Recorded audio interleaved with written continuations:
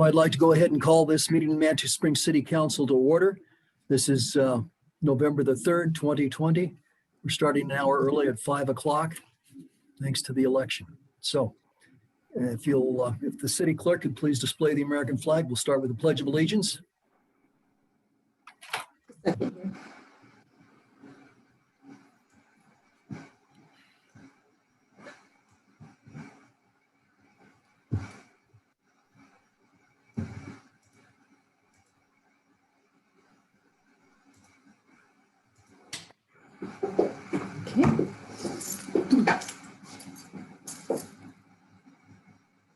If you'll join me, I pledge allegiance to the flag of the United States of America and to the republic for which it stands, one nation, under God, indivisible, with liberty and justice for all. Thank you.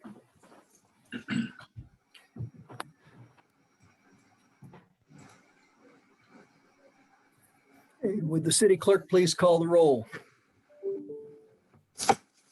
Yes. Councilmember Steve Bremner. Here. Judith Chambers. Present. John Shada. Here. Susan Wolbrook. Here. Julie Wolf.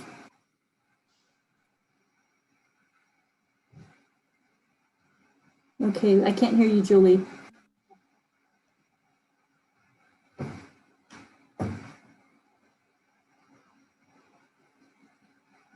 I'm still not hearing Hear you, Julie. do the call-in thing. Okay. Mayor Pro Tem Nancy Fortune Present. and Mayor John Graham. Present. Okay, thank you.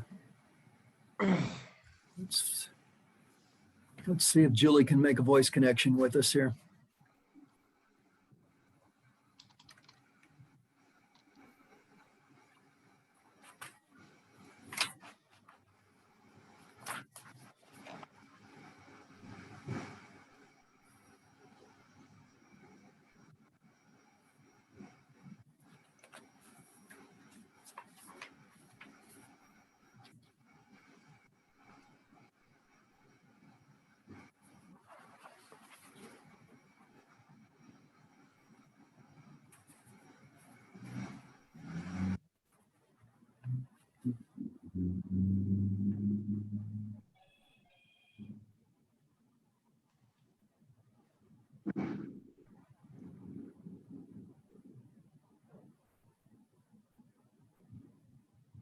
She is. Okay, I'm gonna bring her back over again. She just popped on. Okay, great.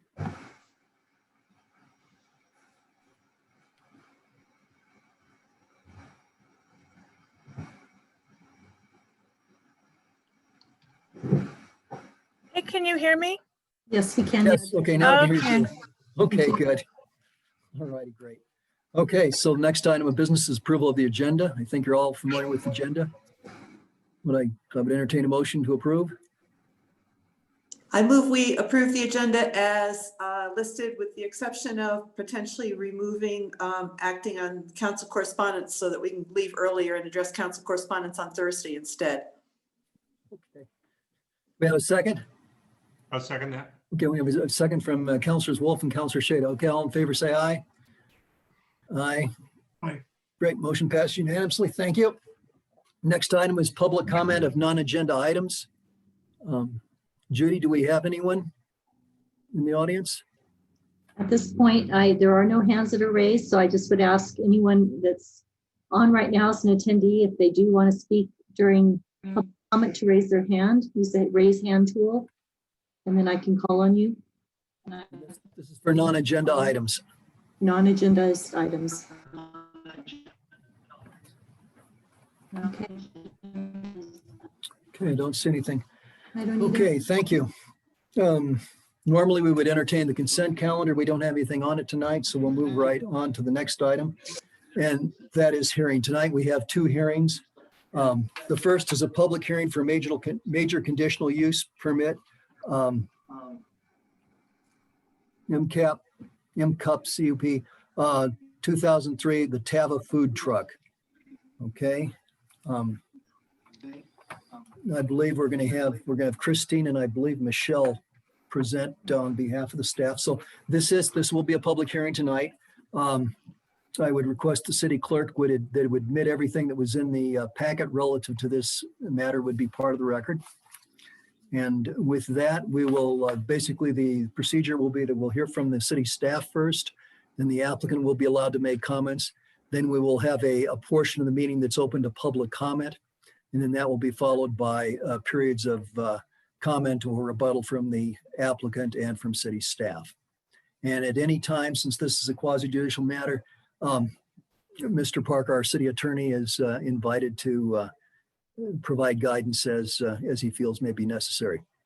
So with that, I will hand the floor over to Christine from planning. Mayor, just to quickly clarify, you are basically opening the public hearing now. So staff's comments is part of the public hearing, and then the public comment is also a part of the public hearing. Okay, thank you for the clarification. Okay, Thank you. thank you. Good. Christine, you have the floor. All right. Hey, good evening to everyone. Actually, Michelle's going to be going to be primarily leading this staff report. So I'm going to go ahead and allow her to do that. So I'll turn it over to you, Michelle. Thank you. Hello, everybody. Hopefully I can get through this in a decent amount of time and be able to answer questions that come up. This is a request for a major conditional use permit for the food truck called the Tava Truck, which is operated by the Sunwater Company. It would be under this proposal, as recommended by Planning Commission, it would be located at Hiawatha Gardens in that parking lot in front of the building. And just to give you a little bit of background, the original proposal was to operate in the small parking lot at 514 El Paso, where the Sunwater actually is located. Associated with that, because Sunwater does operate under a parking variance already, and that is the only dedicated on-site parking that they have, is that small lot. And so there was a parking variance that was initially required.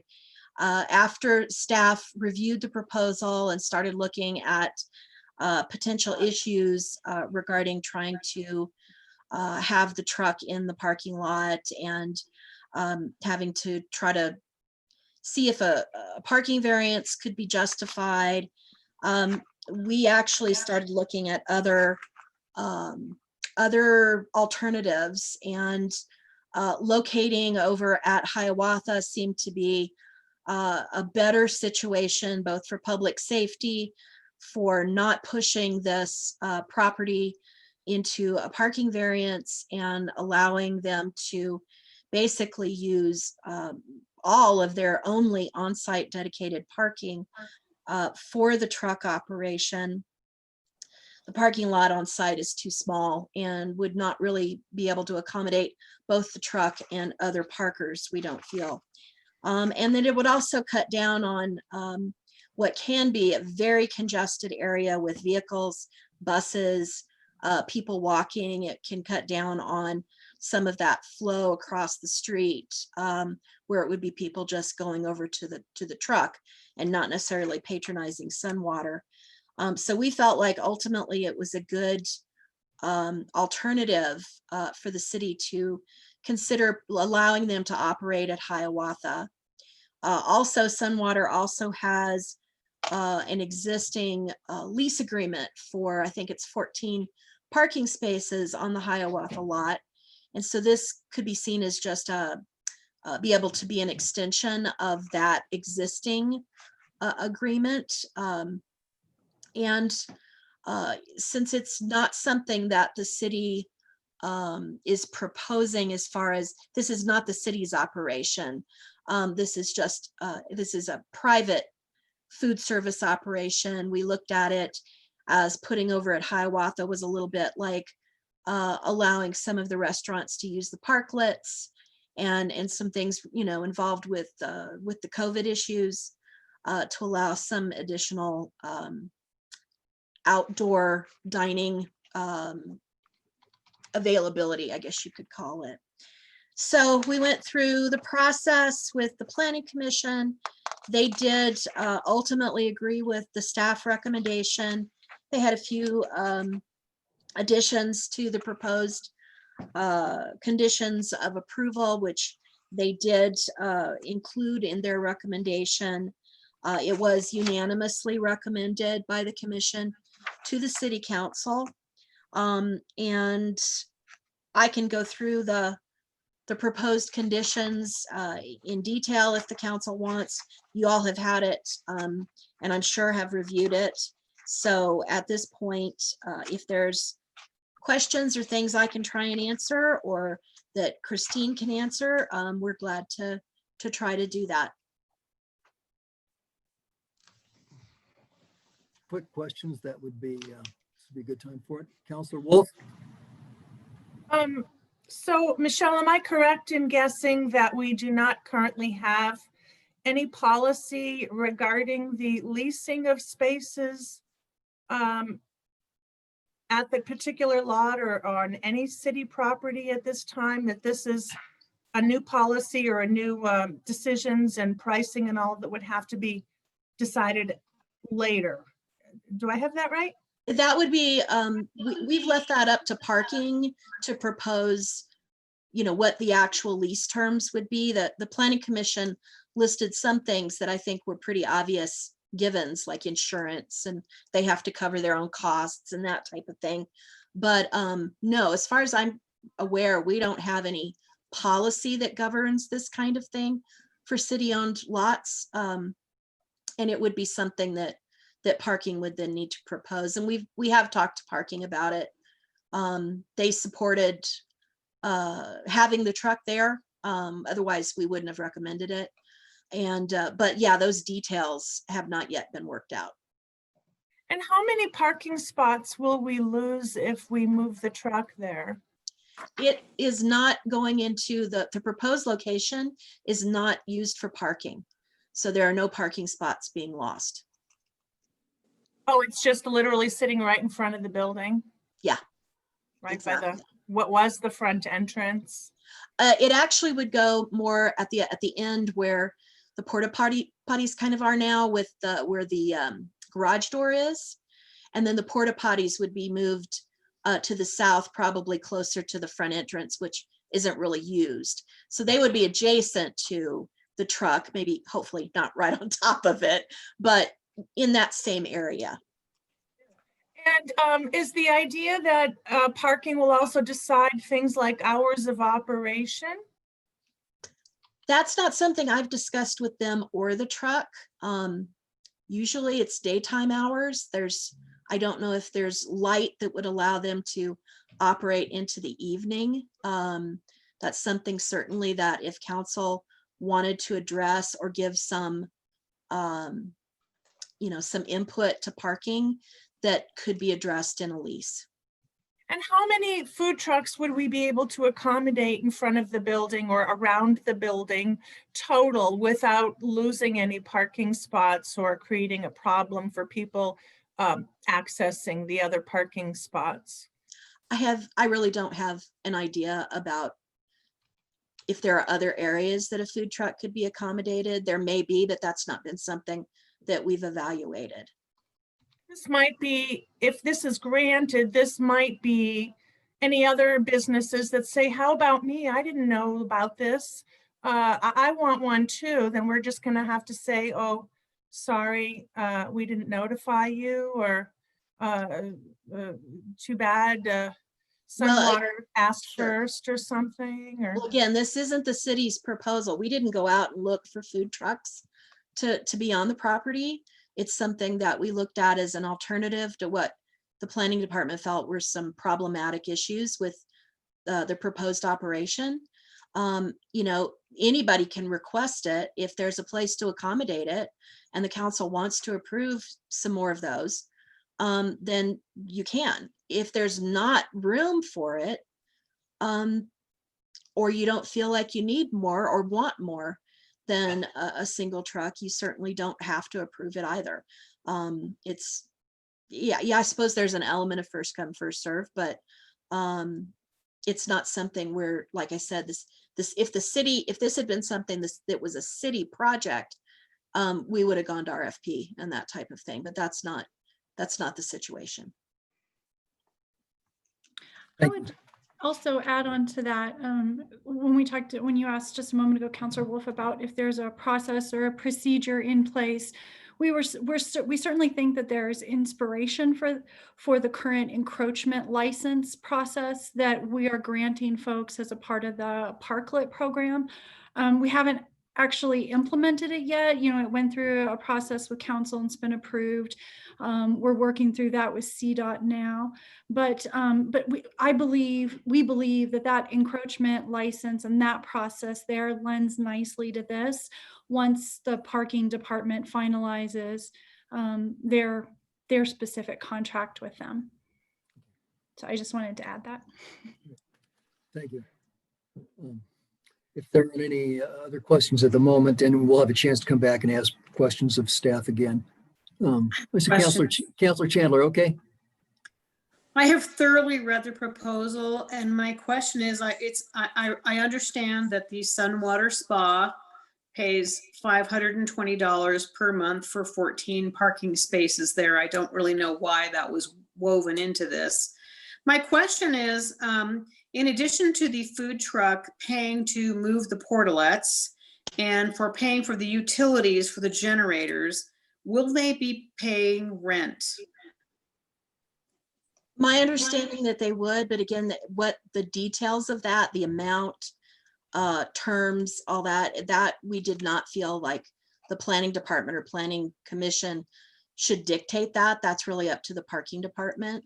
And I know they've been negotiating with Sunwater about other issues. So are other food establishments regulated by the parking department? In other words, we have restaurants in town that pay utilities and they pay rent and they have a set amount of overhead. And if I was running a restaurant in Manitou, I might say, well, wow, this food truck being the first to be there in the hub has been given a tremendous opportunity for serving the incliners and people coming into town. And I would certainly want to know what potential rent, including utilities, they might be paying, because in my mind, it might feel like they're being given preference for location and other amenities that we don't, as a council, know before we vote to move forward on this. So to answer the question, no, other restaurants are not managed by parking, but the parking department does manage the Hiawatha parking lot, and that's where they manage the lease for the existing parking spaces. And the proposal was that they would manage putting together the lease for this operation. And I would add on to that as well. Again, the parklet concept that council approved a few months ago, we did not set a schedule of charges. So if a restaurant extends onto the sidewalk or into the street, we are not charging them. Or, well, I guess if we come back and decide we're going to at some point, but at this point, that system that we put together, we're not charging anyone for that. And so there is, if there was something determined later, like there's a value on a parking space on Manitou, which there is, then what would the cost of that be? But the city hasn't delved into that at all. So again, in some respect, we looked at the parklet as a very relevant model for this. And because there is a lease set up or a contract set up with Sunwater Spa around parking spaces, we felt that was the most appropriate place to put any charges if there were to be charges.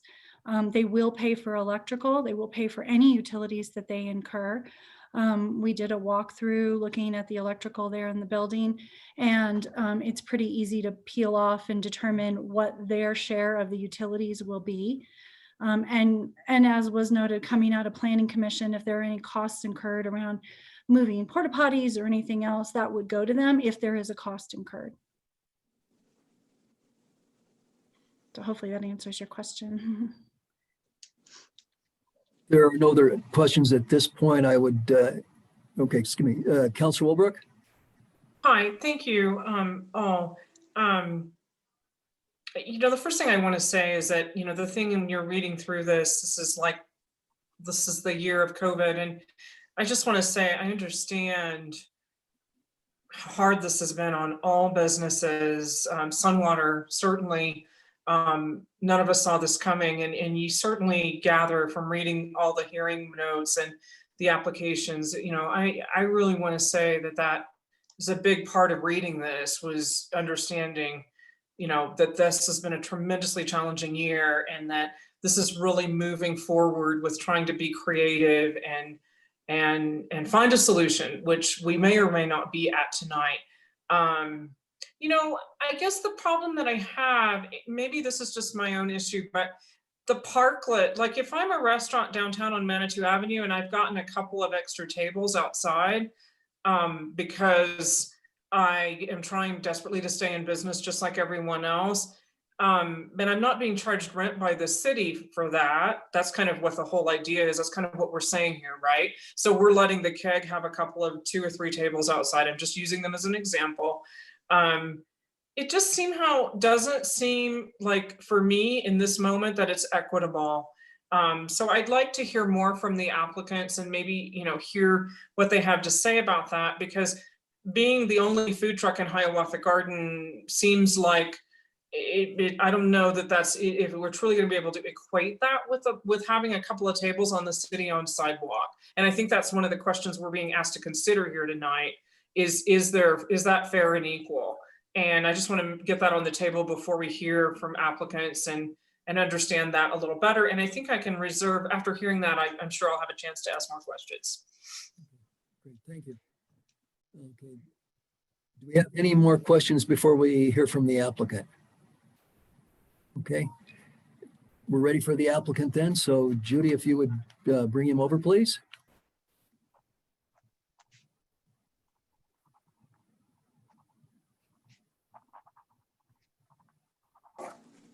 Is Yeah. that Lynn Edinger Harwell that I'm bringing? Yes, it is. Yes, it is. It's Lynn.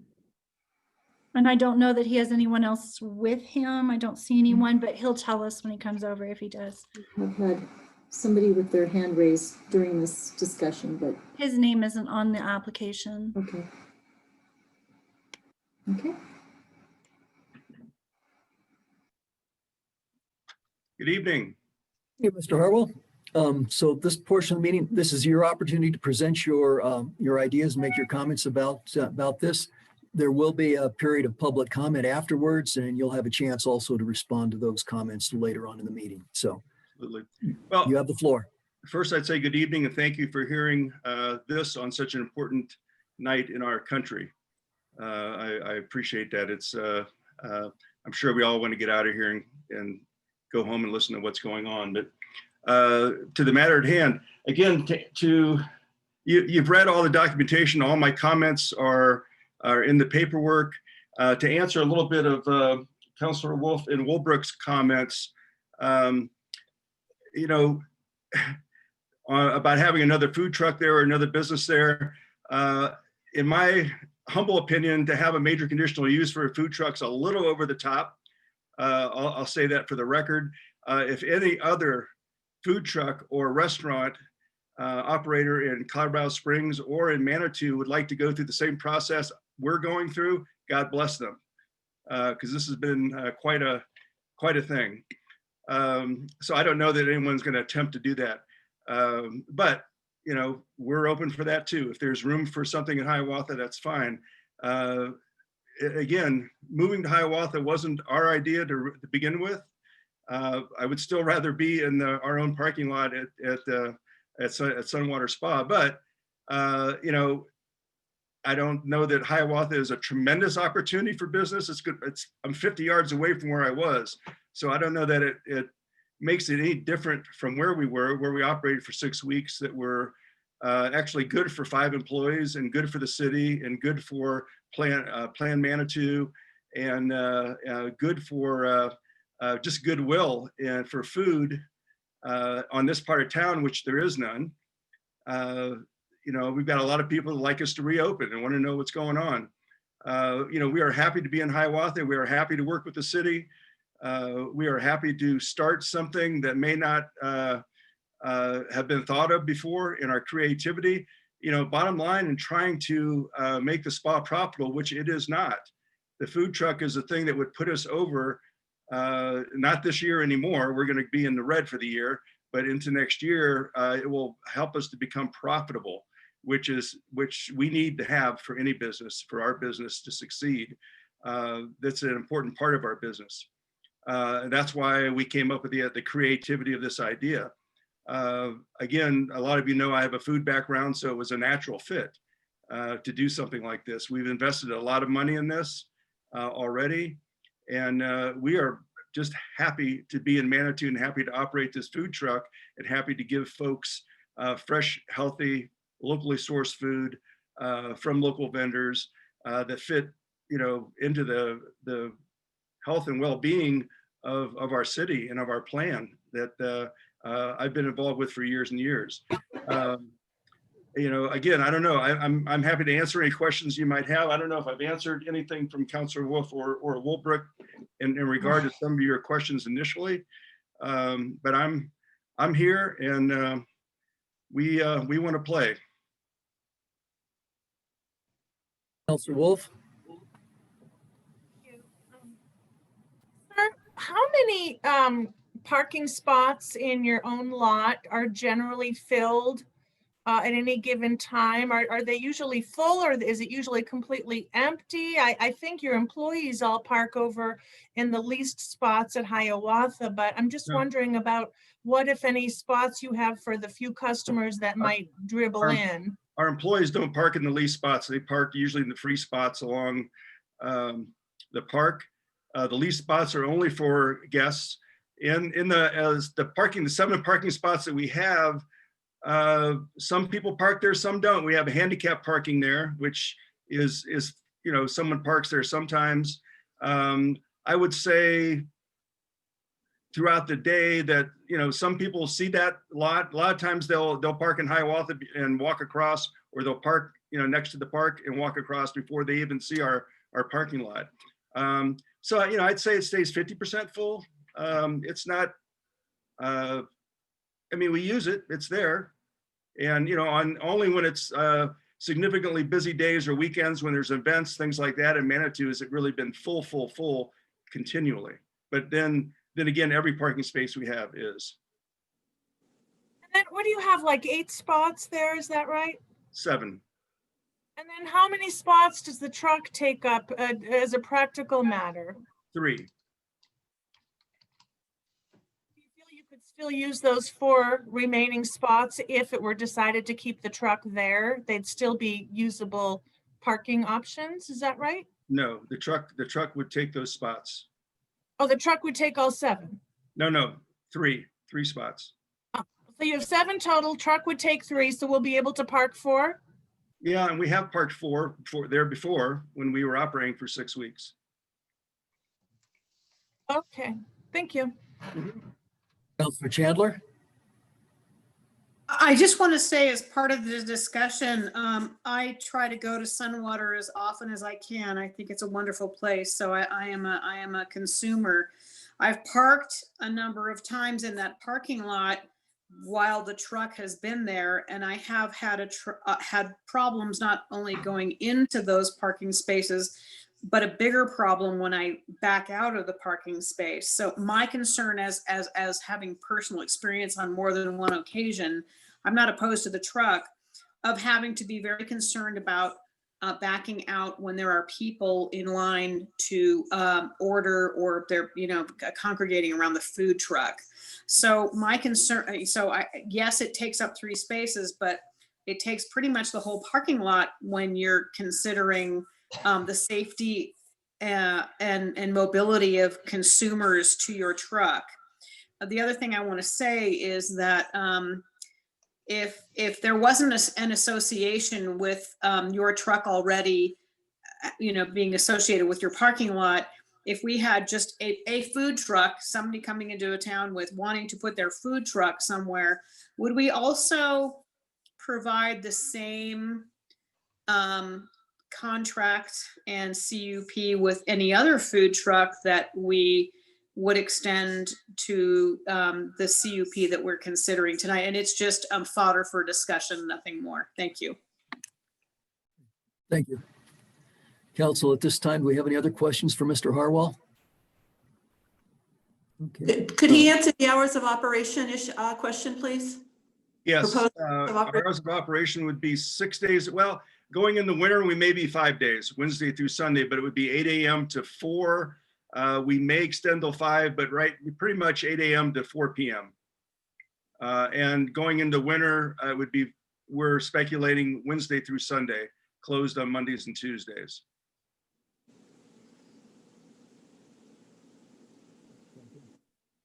Councilor Wilbrook? Is it okay to ask a question about the rent? Because that was a question earlier, and I didn't know if Sunwater had discussed that with the city or if it's even appropriate to bring it up at this point. But I do have a question about that. Sure. What's the question? I mean, Well, again, it as far as it working with, I'm sorry. Yeah, I guess it seems odd to not know that amount tonight for me, but if somebody on council or anyone else, including the applicants, would like to educate me about why that would not be present tonight, I'd be open to that too.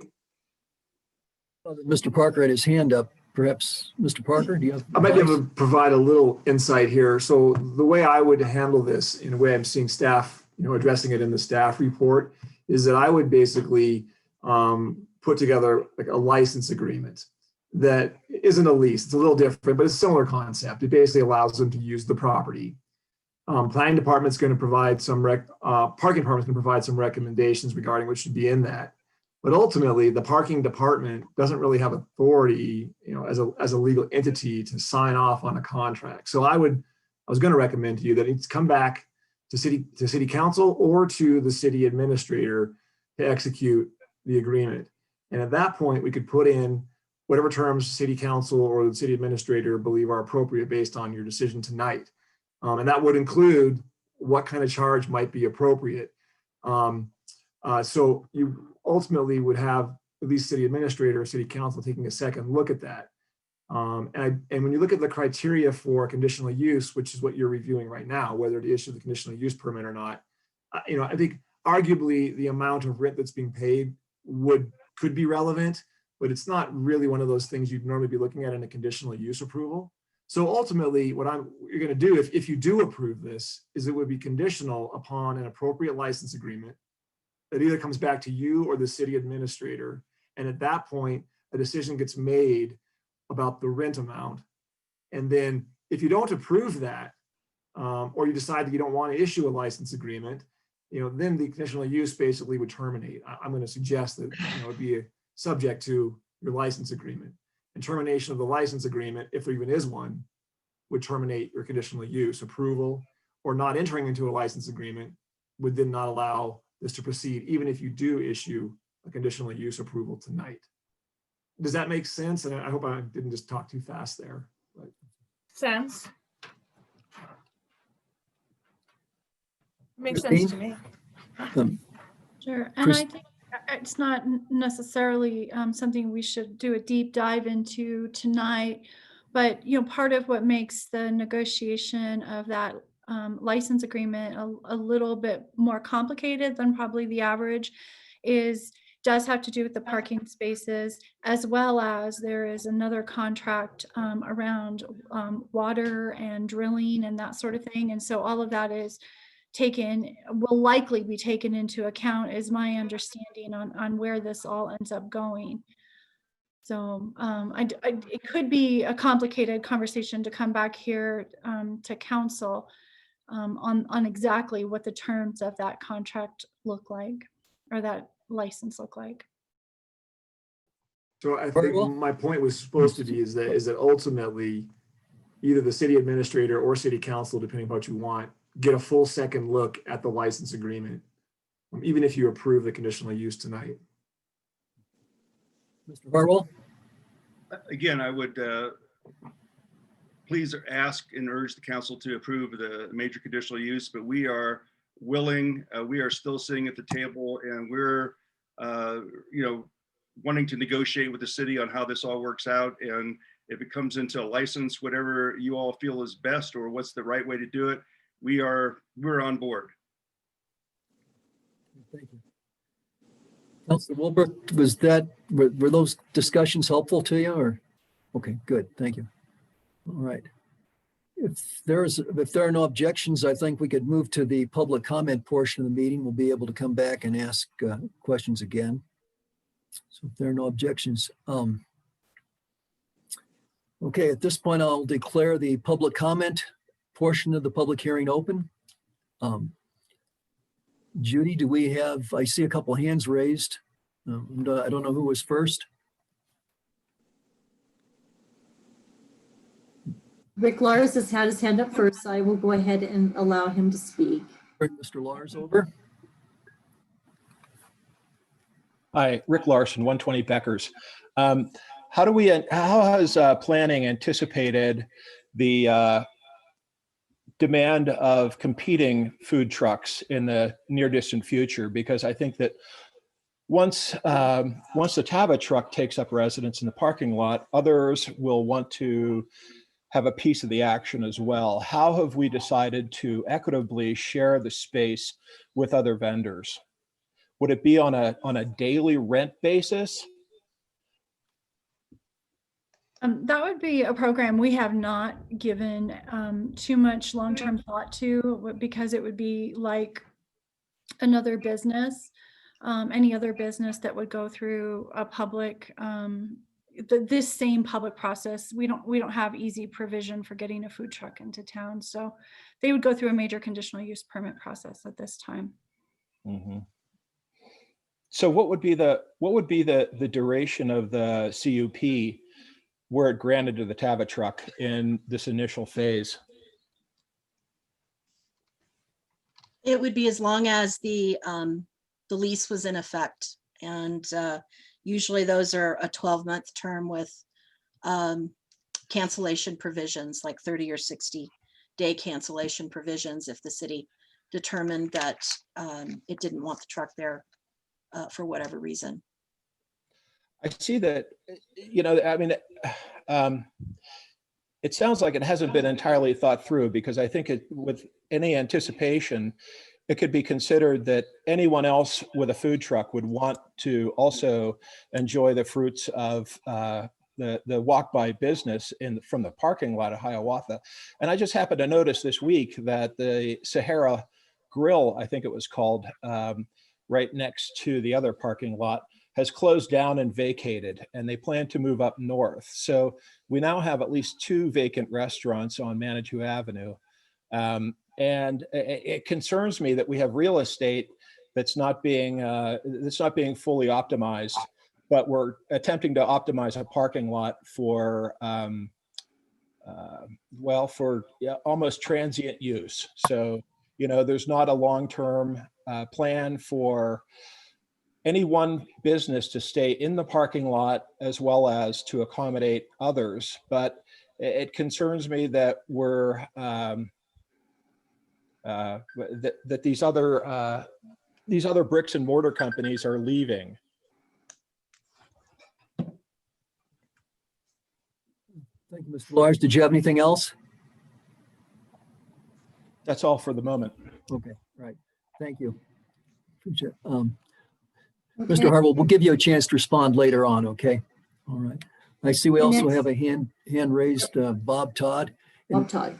Yeah, it's something I neglected to do. I should have said I would recommend trying to keep comments to 3 minutes or less. And I don't know if that's going to be a problem, but if we'd bring Mr. Todd over. I've allowed him to speak, so he just needs to unmute himself. There you go. All right, good evening.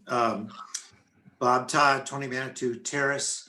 I thought Mr. Larson, and thank you for his comments, really address something that I'm just going to tag along to, which is, I think there's two levels of decisions here. One is a strategic level, and I'm not sure that we need to do this during the period of COVID. And the other one really is an operating level. So on the strategic level, I would add to Mr. Larson's items for you to consider is looking at what happens in Colorado Springs, because very specifically there is a whole culture of food trucks. You may be aware of it. What you may not be aware of is some locations have permanent arrangements for food trucks, and other locations have basically a Monday through Sunday deal where food trucks come in and rotate. So there's a variation of what's being offered. So if we're going to use public property, Hiawatha Garden, a big strategic question is, how do you envision we want to have food trucks in Manitou Springs? And we could look at our neighbor in Colorado Springs to get some insight into that. Along with that comes a punctuated point. We have the Hiawatha Task Force, and here we're now kitting out how the building is that footprint's gonna be made. So these are strategic questions. I would suggest an alternative is just look at the absolute operating need now and have it really leased to run with COVID. And that's what the appeal is the applicant is making. They cannot run their business. They're looking for some backfill space. They're looking for a very short-term accommodation. You might set it for 3 months, you might set it for 6 months, or you might find a way to tie it to COVID. These are things for council to discuss. Thank you. Thank you, Mr. Todd. Do we have anyone else in the public who wishes to comment? I don't see any hands there. Okay. All right. In that case, we will move from public comments and allow the applicant to respond. Mr. Harwell. Yeah, thank you. In regard to Mr. Larson and Mr. Todd, again, we are brick and mortar, a big brick and mortar building in Manitou. And this is a supplement to that to become sustainable. And Mr. Todd touched upon it by saying, this it certainly was COVID related, and certainly a creative way to help us become sustainable in this pandemic world that we live in right now. And I will still go back to the fact that we are at the table. We're able to negotiate. If it becomes temporary, we'll talk about a temporary arrangement.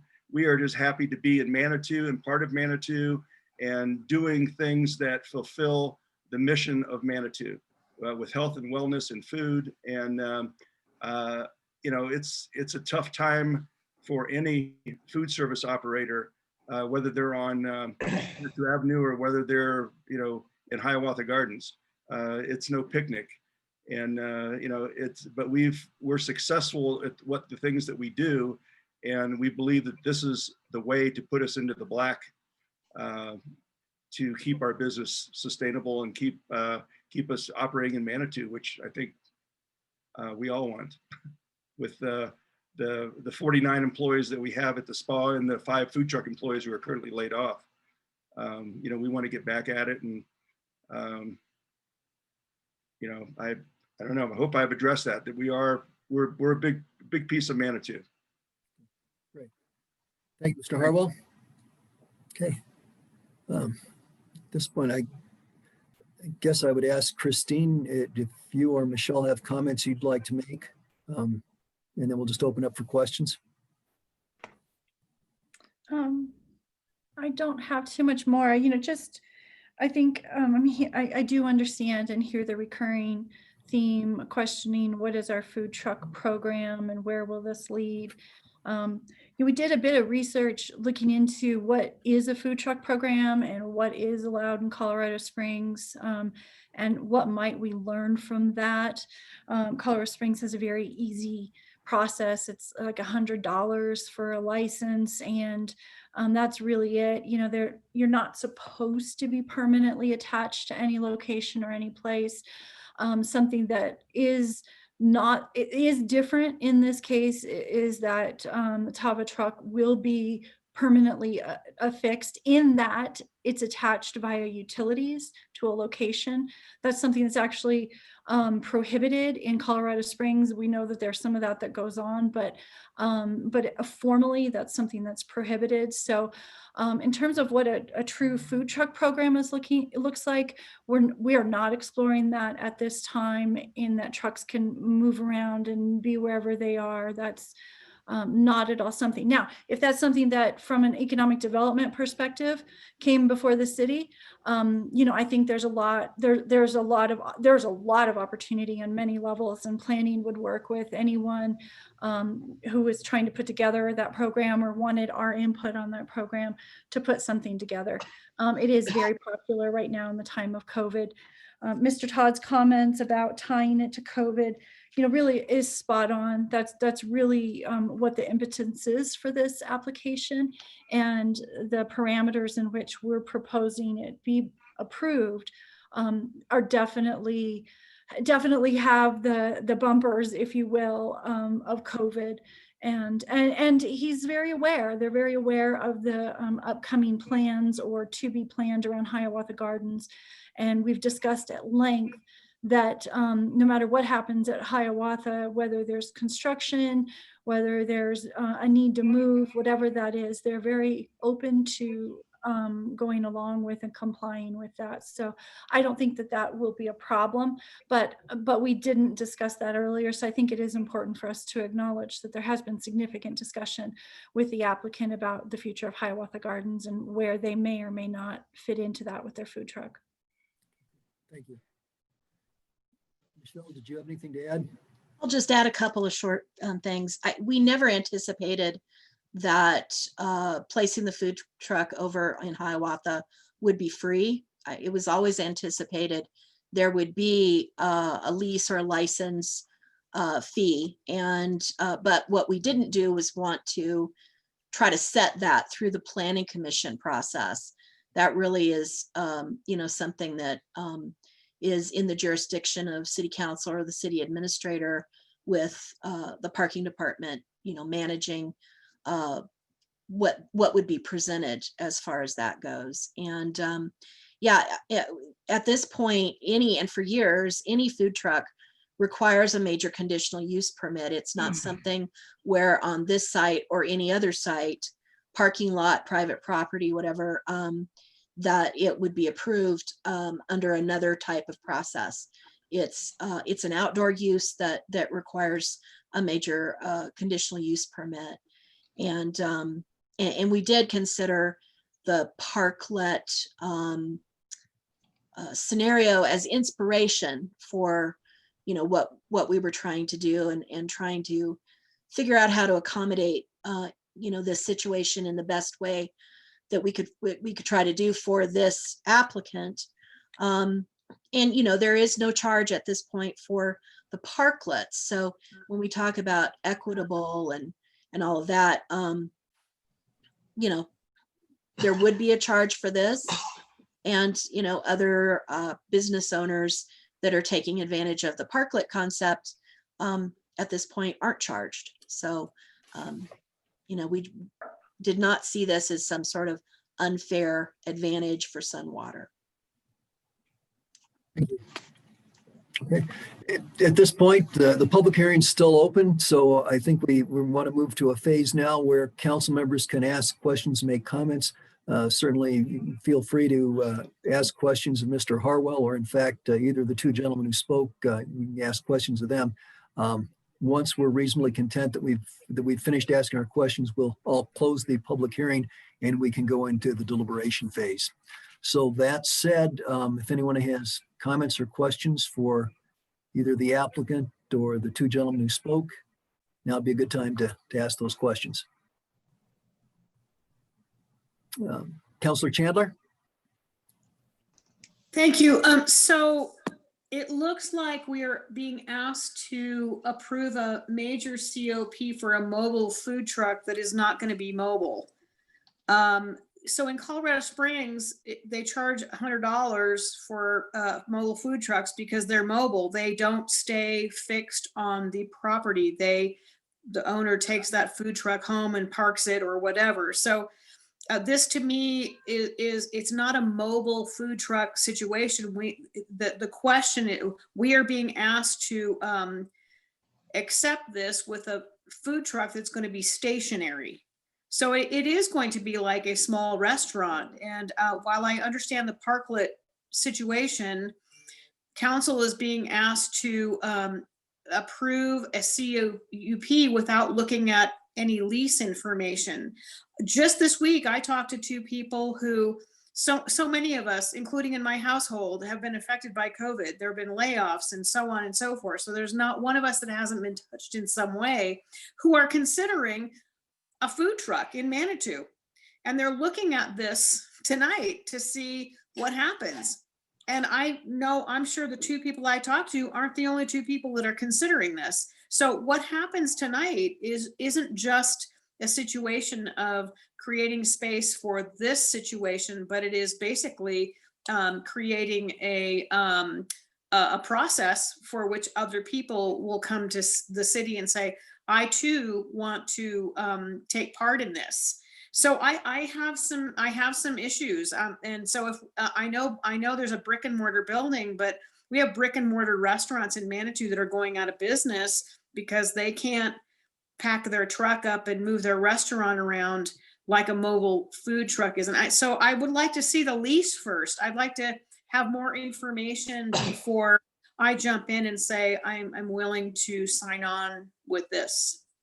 Thank you. Thank you, Counselor.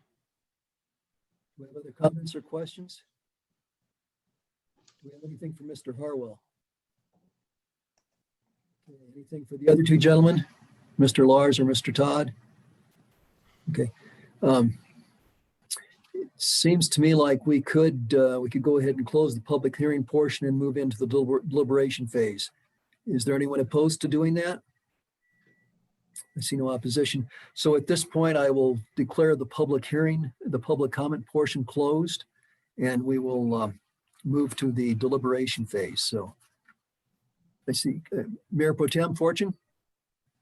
Yeah, thanks. I've been waiting for this. I've been biting my tongue, waiting for the discussion phase. First of all, I am thrilled at this prospect. I think it would be a great pilot, emphasizing pilot. I think we could do some lessons learned. I certainly would prefer it in Hiawatha Gardens and across the street, but I want to do this.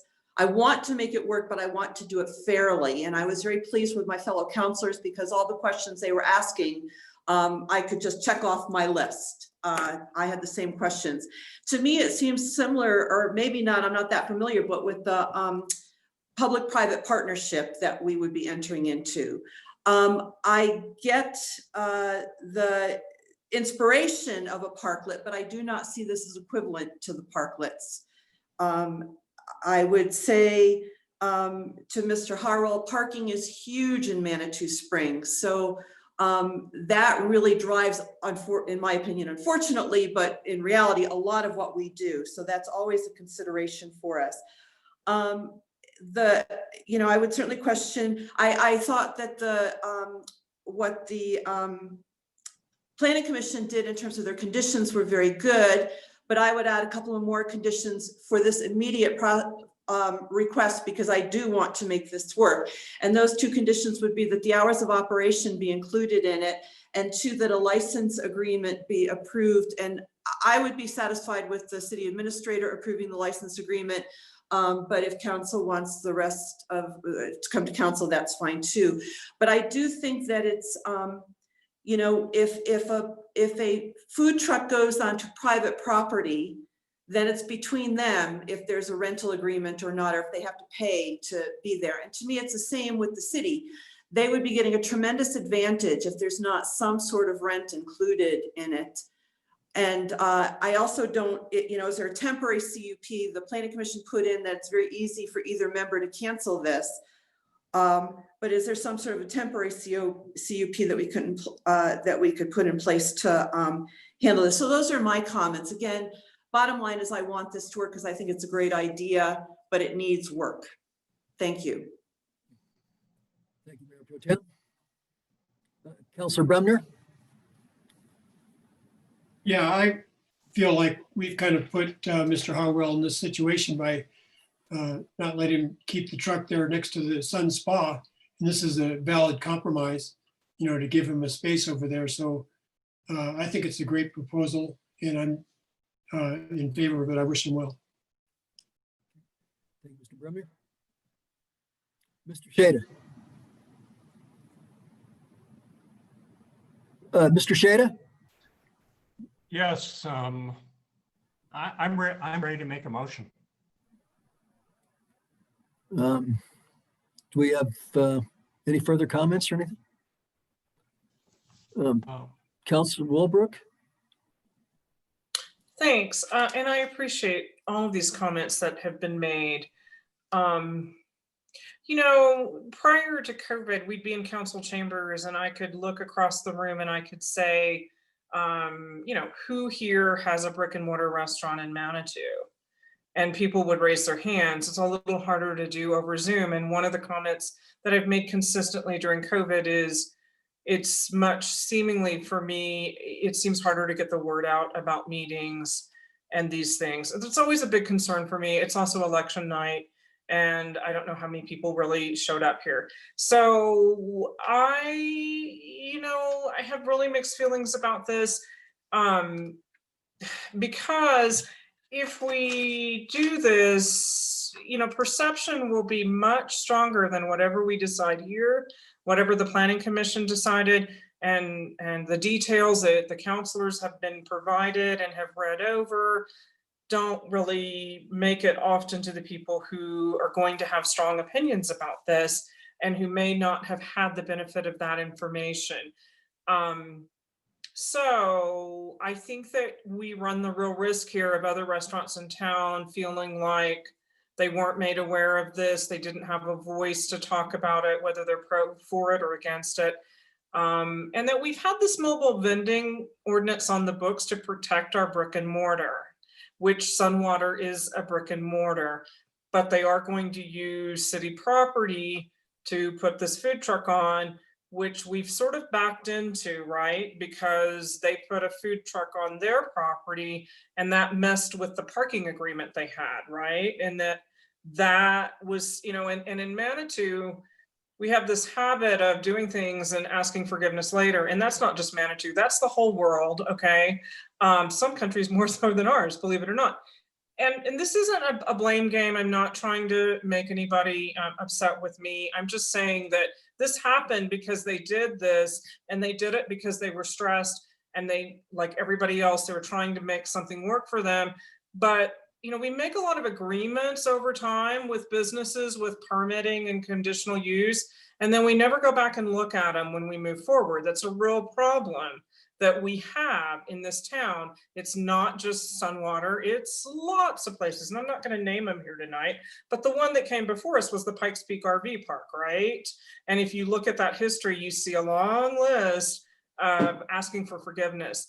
So I think that there will be Manitou restaurants who are brick and mortar, who are struggling because of COVID, who might be willing to take on the expense of a food truck and put it in Hiawatha Gardens if we're going to go with that concept to try to also save their businesses during this really, really tough time. And it doesn't sound like Sunwater has a problem with that, but I don't feel like we're prepared to move forward with that big of a thing tonight.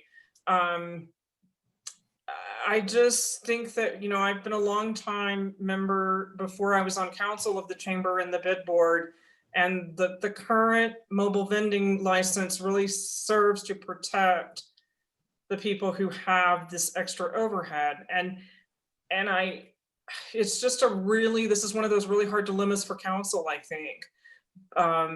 Because we don't want an avenue full of empty restaurants, because now there's a great food truck location down in Hiawatha and nobody goes and tries to park on Manitou Ave because it's too congested and they're all there. So to me, it's not a comprehensive program, and I don't know how much awareness has been put forth to this. And I would welcome other counselors' comments on this before we move to the motion that's been suggested by Councilman Shada, because I think that, maybe you guys can address this and make the restaurants that are out there who may find out about this tomorrow feel more comfortable with your decision tonight.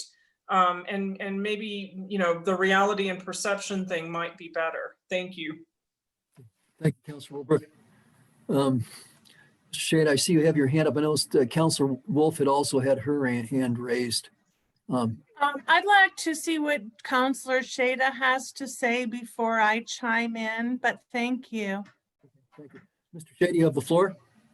My thoughts on this are that I've always been sensitive to us using even Memorial Park essentially for a fairground that has jewelry shops, food, all sorts of stuff that essentially competes with our brick and mortar shops downtown that are members of the chamber and struggle year round. So to me, I am totally with Susan on this in terms of my concern with this. There's several things in my mind, which is that I really think that pedestrian safety, should we go ahead with this, would be preserved by just allowing the food truck to remain where it is, okay? Hiawatha Gardens is especially that area where it's been depicted it would be. There's a lot of vehicular traffic kind of turning there. Turning radiuses are really tight. I observe it every single day in terms of what's going on there. It seems like to me, it kind of ties our hands and overly complicates what we're trying to do with Hiawatha Gardens and the task force by interjecting kind of a food truck use in this location and maybe opening up an additional kind of can of worms.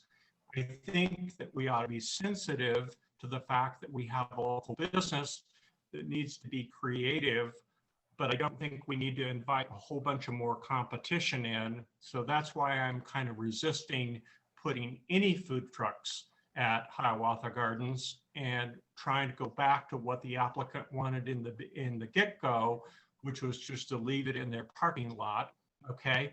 I also think that approving kind of a lease and a license agreement and electrical and all sorts of stuff is a whole bunch of extra time and business that I don't think the applicant wants to go through, okay? And I don't think we have even the staff time to do all that kind of monkey business. So my thoughts are that in order to preserve the applicant's original conditional use, we just ask the applicant to essentially lease for additional parking spaces, okay? That seems like to me that ought to be a no-brainer. We don't have to pay Jeff to do that, okay? The food truck can stay where it is, okay? And we keep conditions 3 and 4, and then we make the duration tied to kind of the COVID crisis. And then that way we don't have to have all of these complicated discussions about whether Hiawatha Gardens should have a whole food truck atmosphere or not, because I think that's a whole different kind of can of worms to get involved in. Mr. Shady, you said you were ready to make a motion, or, well, let's see. Councilor Wolf has her hand raised. Let's see what she has to say. Oh, thank you. I agree with Councilors Shada, Wolbrook, and Chandler for somewhat different reasons that I won't go into a lot of detail about, but bottom line is I much prefer that the food trucks stay where it is and that the spa purchase for additional spots in Hiawatha that are leased the same as the other spots are leased. Basically, I don't like the fact that we have, to me, this is backwards. If we're going to have some kind of a licensing agreement and all of this stuff, I want that prepared before, not after. It reminds me of the COG deal with the CUP where they had no conditions other than work it out with staff. To me, that deprives the public from knowing what's going on, from providing input as to what's going on. It creates this sense of favoritism, or at least a potential perception that the Sunwater is being granted some special deal that other places weren't offered. I just don't like it. I think if we're going to hold the feet to the fire of our applicants to comply with conditions, then those conditions need to be spelled out in advance before the Planning Commission or the council approves or denies them. I think that's the whole intent of the ordinances on conditional use permits, is the public is supposed to give input. Well, how is supposed to public give input if there's some kind of nice little backroom deal going on with the parking board and Lynn or somebody from Sunwater, and then, you know, that doesn't look good to other businesses or to the public. I don't like it. So I would much prefer, I want to help out the business. I'm so thrilled that they're thinking outside the box and trying to stay afloat so they can stay in Manitou. We appreciate that so much.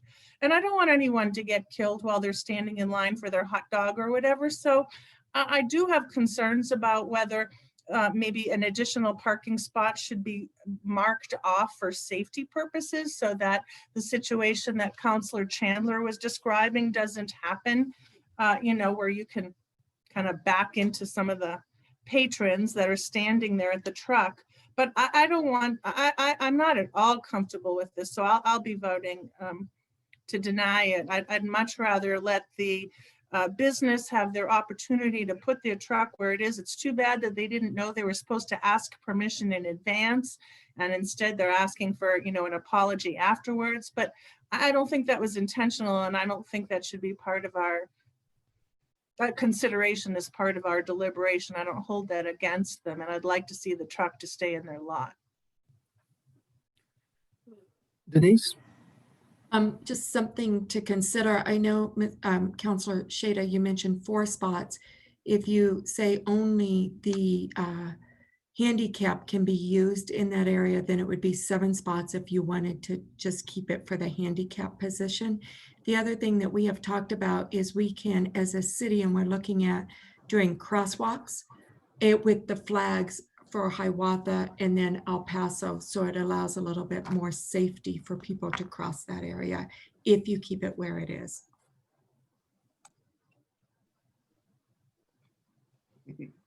Or well, we've gone past the point for comments comments from the public.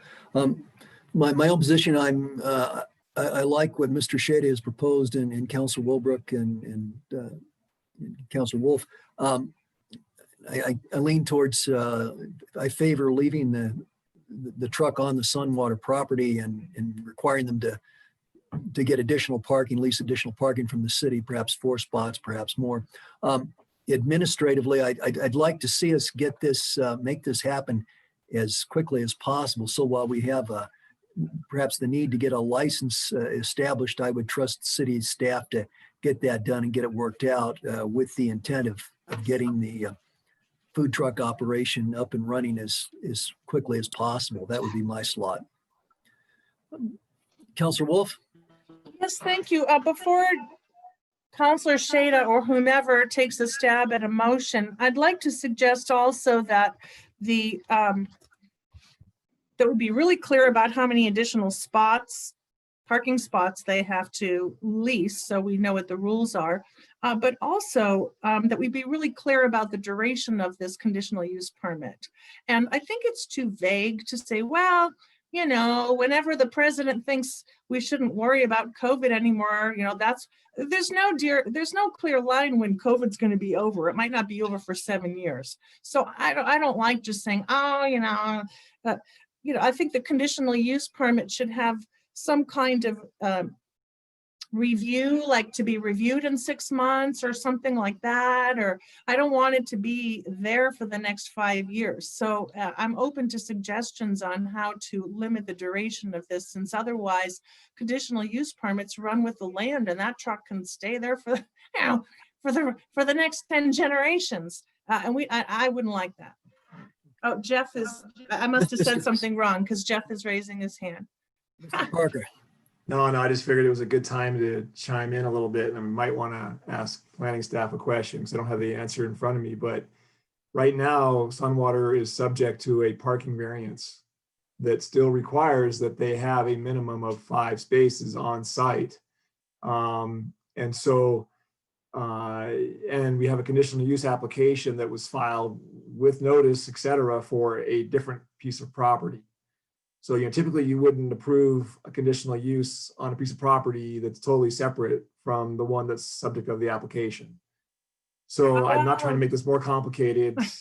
I'm just trying to make sure we're like following procedure that I think to actually do it is possibly being proposed, that we actually need to alter the parking variance that was granted to Sunwater to allow them to have less than the required number of spaces that was in the parking variance, which is fine, but I think there's a process for that, and I just don't have it in front of me. I'm not sure if it's administrative or if it actually has a hearing process.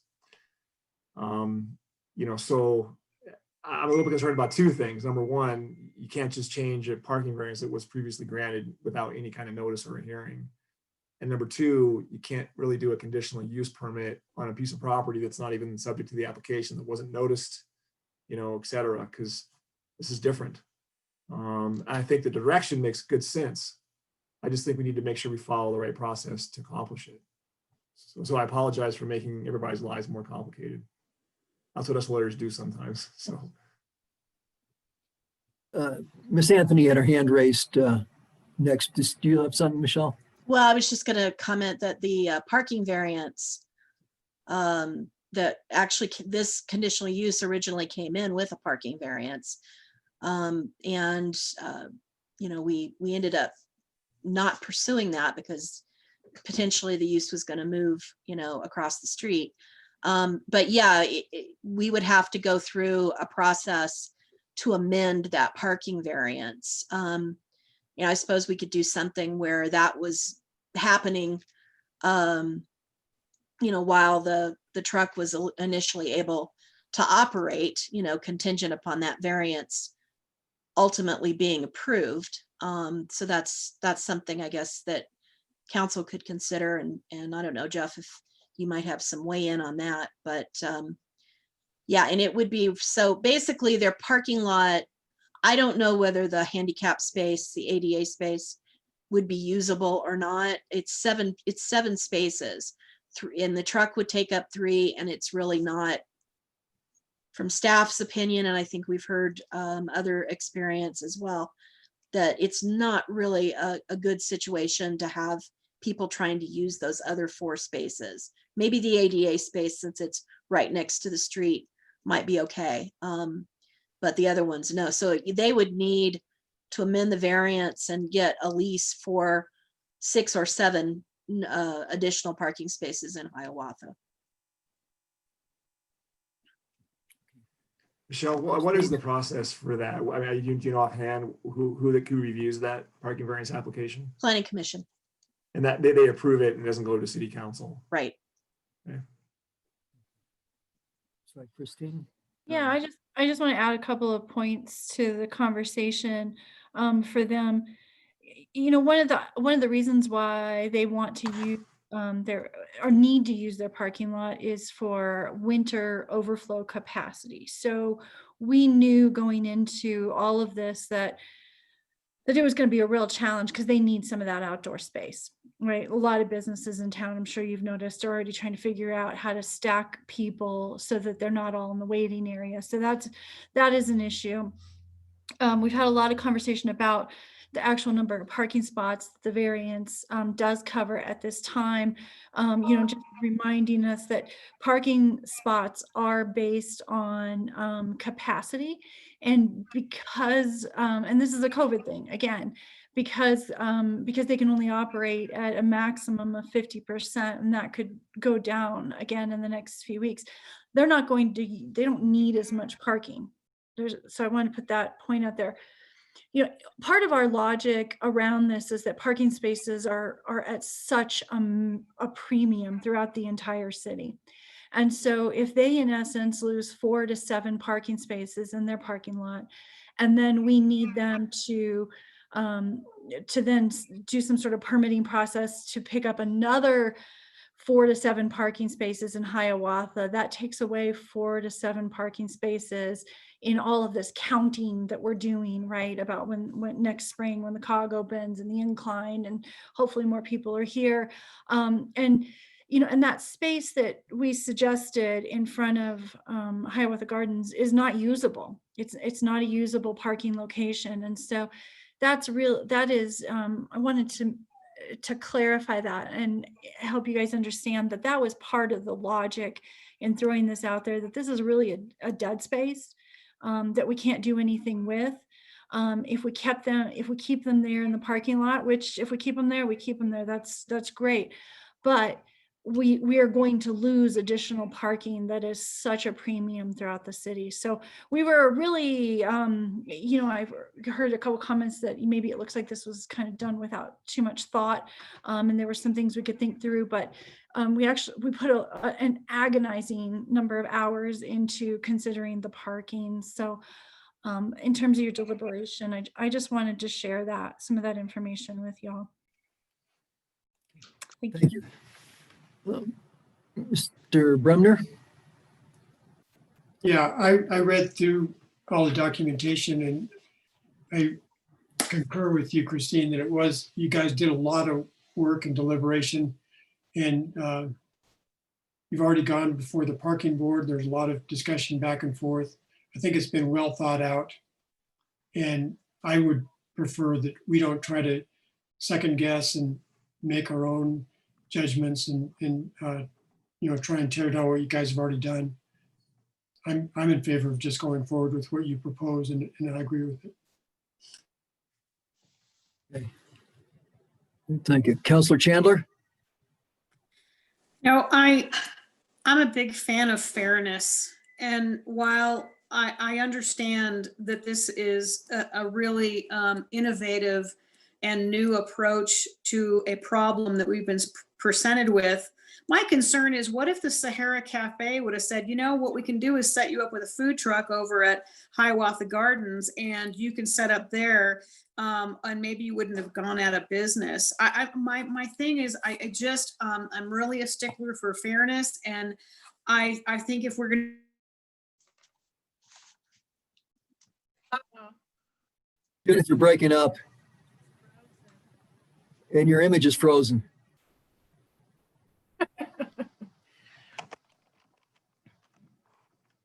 You tripped over the cord.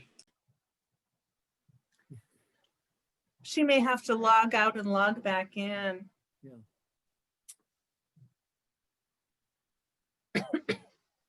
Sometimes too, if you turn off your video, it frees up enough bandwidth to get you back up and running. Oh. Denise is calling her. While we're waiting, I would just remind everybody that we're an hour and 15 minutes into this topic. So just time hack, no pressure.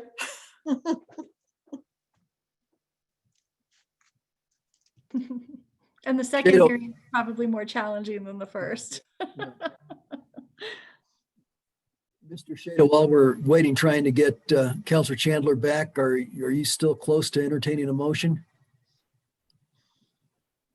You talking to me? Yeah, John. Yeah, I know. You were ready to make a motion there, and then we kind of threw a couple other twists at you. It seems like to me, I wanted to address some of the issues that the city attorney brought up. If you look in your packet, and I noticed the postings that were down in front of Sunwater Spa and also over in Old Man's Trail. It seems like to me, given that actually what's in the Planning Commission packet that they considered was the address of the proposal was 515 El Paso Boulevard. So I believe that we have adequate posting in terms of the public had adequate notice that essentially the food truck might be in this location. It might be in this location, and that there were kind of two proposals, and there were all sorts of complications with parking and conditional uses and things like that. It just seems like to me we could show some flexibility. It seems like to me, as an example, the Sunwater Spa was let's say doing some remodeling, okay, temporarily, and needed to use those 7 parking spaces for a construction trailer. It would seem like to me we could show some flexibility to allow them to lease parking spots over at Hiawatha. And so to me, this is sort of somewhat similar. I don't think this is a major disturbance of their conditional use. It seems like to me the applicant is asked to have it there. And again, I want to underscore that it seems like all of these issues of them having to get additional insurance and name us and us go through licensing agreements and dealing with safety issues in Hiawatha, it just seems like to me that we could just cut to the chase, allow them to have the use as a temporary use in this location, and not have to monkey around with electrical, and not have to open up a whole can of worms of should a whole bunch of other people want to come forward and decorate Hiawatha parking with essentially food trucks. Thank you, Mr. Shada. And Councillor Chandler is back. Councillor Chandler, would you, sorry, we lost you there, obviously. So if you could start over. Yeah, Becker's Lane went dark for a minute. No, I thank you for letting me chime in. I'm sorry, Councillor Shada, that I didn't get to hear what you said, but I think I made the gist of my argument that the food truck where it is, I believe there's 7 parking spaces in there with the addition of that handicap parking space. And I believe with the addition of off-street parking and the parking that they pay for, they have to have 30 parking spaces. And I know that's when they're at full capacity. That said, I think there's 2 issues here. There's a parking issue and there's a food truck at Hiawatha issue. And again, while I want this food truck to continue, I think that if we say, okay, well, you're going to need to, I think Jeff Parker has said, we have some issues with regards to extra parking spaces. Without getting more information, I still am concerned that that we are dealing with this one situation in order to solve a current problem with a current business owner who is very important to the community, don't get me wrong.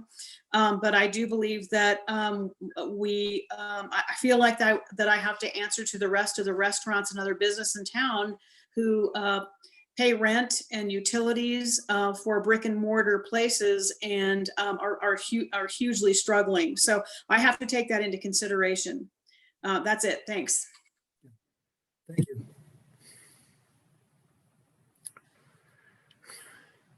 Mr. Parker,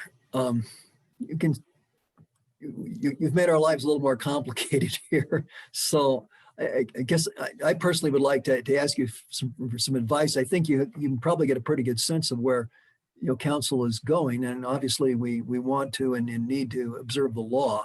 Do you have any useful insights here that would let us go forward?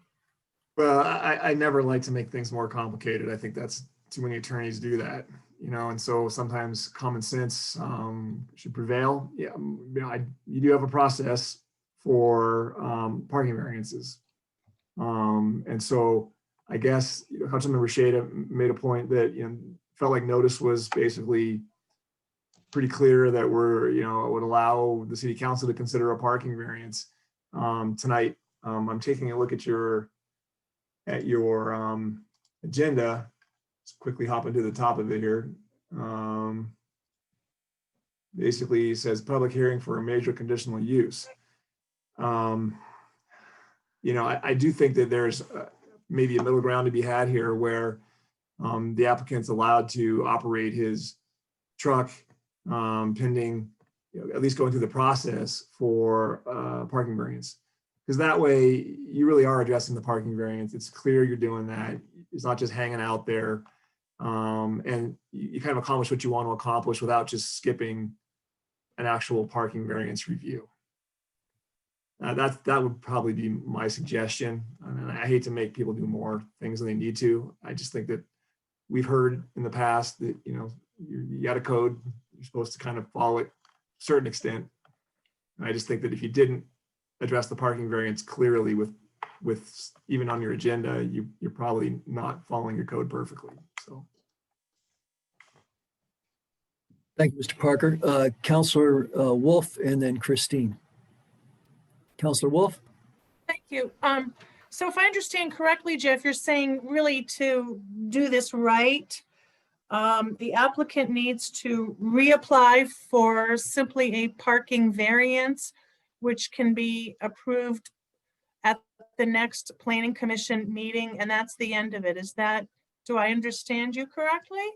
Yeah, and I think that I guess I just want to make sure I'm clear, right? I don't believe the planning commission actually ruled on the parking variance, right, Michelle? Even though They it's did part of the not, initial no. application. So it would basically, I think but he did apply for a parking variance initially. Yes. So he's already been applied for. What I would do is I would just basically bring it to the planning commission for a review and for approval at their next meeting. Is that a whole new round of notice? It should be, yeah. And so wouldn't it be premature for us to go any further on this other than if there's a motion requiring the applicant to do that? Or does it help if we state kind of in advance that we would like to encourage the the planning commission to agree to the variance so long as X number of spaces are rented as an alternative from the Hiawatha lot? Is that? Well, it's a quasi judicial matter. And so typically it's the kind of thing that city council doesn't have any role in under your code. That's the way it's set up. I mean, obviously people are gonna be pretty aware of what happened tonight, and staff could basically provide a report saying city council, didn't approve the conditional use. What you could do is you could basically continue the conditional use hearing, pending review of a parking variance. So you're not just denying it now. Something funky happens at the planning commission with the parking variance, you could always come back and deal with this here. In the meantime, you could sort of provide a little bit of leeway to the applicant and say, look, we're approving your use of the property pending this parking variance. So there's no real impact practically on the applicant, but you don't end up just skipping a code requirement. But if we do remand it back to the commission, then they still have to do their notice for the commission meeting, and then that would be satisfactory.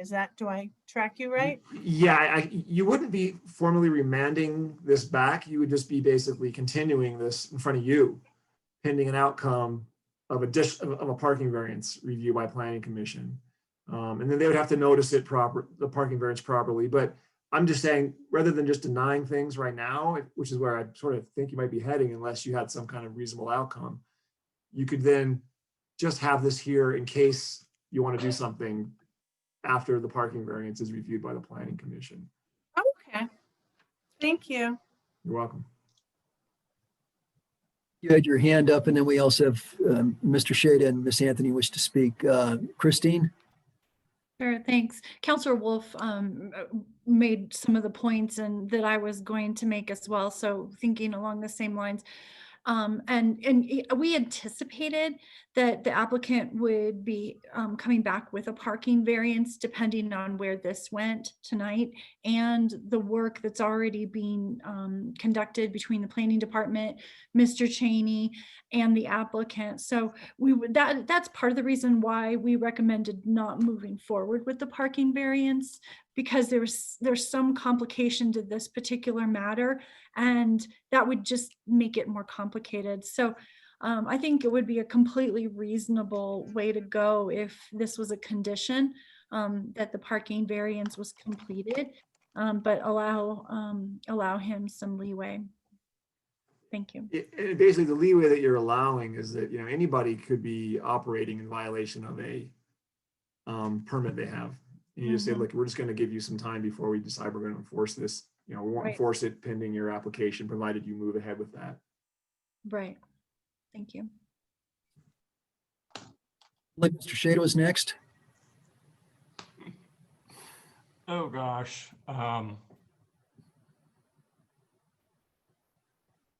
I'm sorry, Mr. Mayor, I've lost my train of thought about what I was going to ask. Okay. I think all I right, was hoping for clarification from Christine, and don't take this as an insult or any way. It's just that what you were talking about somehow or another substituted the thought in my head. I'm really sorry. All right, thanks. Well, keep your head. Maybe you'll get your thought back, John. Okay. Sorry. That's okay. Michelle, you had your hand raised a minute ago. Did you have?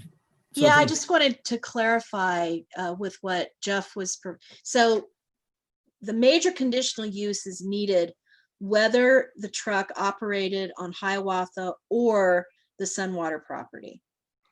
So it's not something where you could just, it's only needed on one or the other. So it's needed whichever property.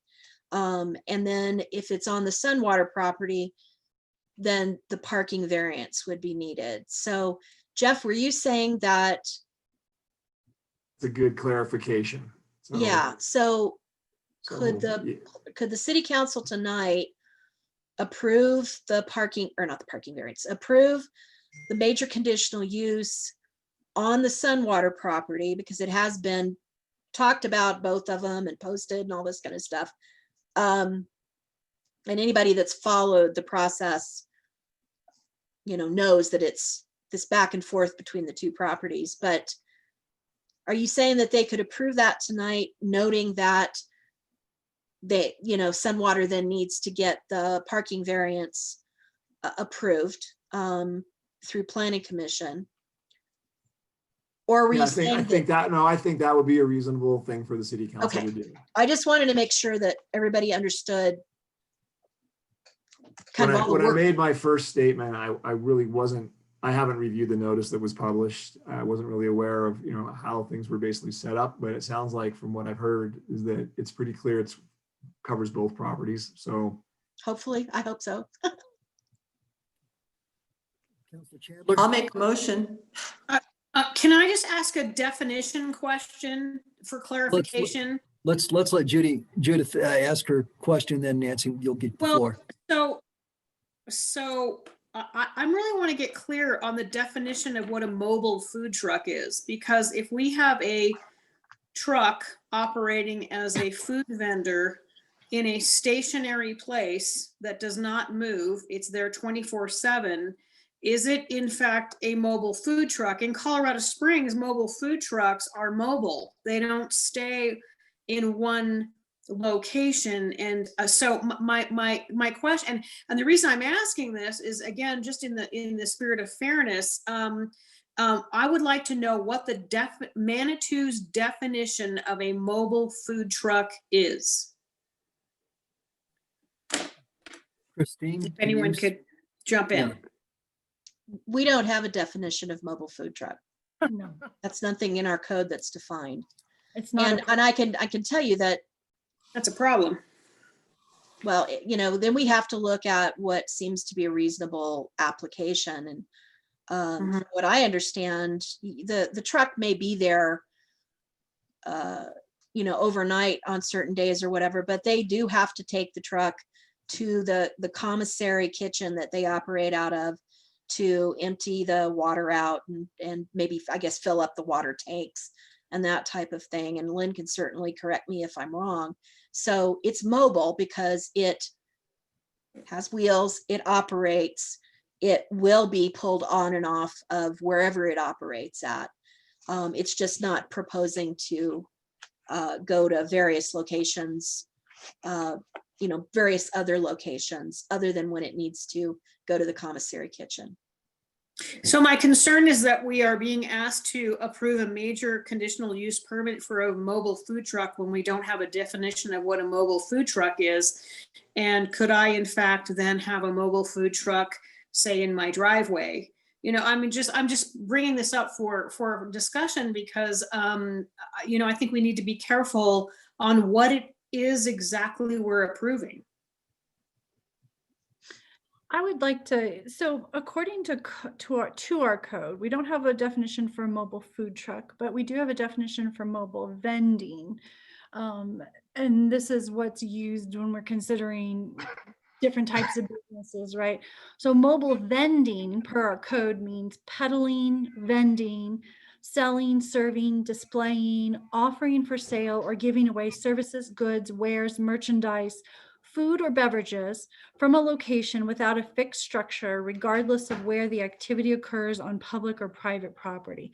So that's the closest definition we have in our code to a mobile business. And it's not specific just to food. It's pretty broad. Would it have to be in a commercially zoned area? I mean, that's what a conditional use is for a use that's not permitted in any zone. So somebody, if they came in and requested any number of things, if it's not zoned for that, or it's not a permitted use in that zone, then that's where the conditional use comes in. Which really brings us full circle on the conversation, which is why we're here. We didn't have an easy way to consider this business other than going through a major conditional use. And there is a history of the city having other similar operations. There was one downtown on the, I think it's 722 Manitou Avenue, the vacant lot that's down there in the 700 block. They had basically a shed on wheels, I guess you could say. It was pulled in and out by another vehicle. That never went anywhere. I couldn't unless they took the fence out and hooked it up. And we've also had other kind of similar operations over the years. There was a barbecue trailer that was down near Adams in the vacant lot that Adams used to use for parking. That was basically there during the summers, pretty much. The only time was during the summers. So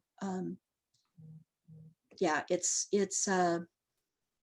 not unusual for one of these to kind of be one location and stay there for the most of the operating time. Mayor Pro Tem, you had, I think you're next. Sure, I'll try to make a motion to move this forward, and hopefully it is, it's not my ideal, but it's a compromise. So per Planning Commission recommendations, council would approve the major conditional use permit 2003 Tava food truck to be located at Sunwater Spa property.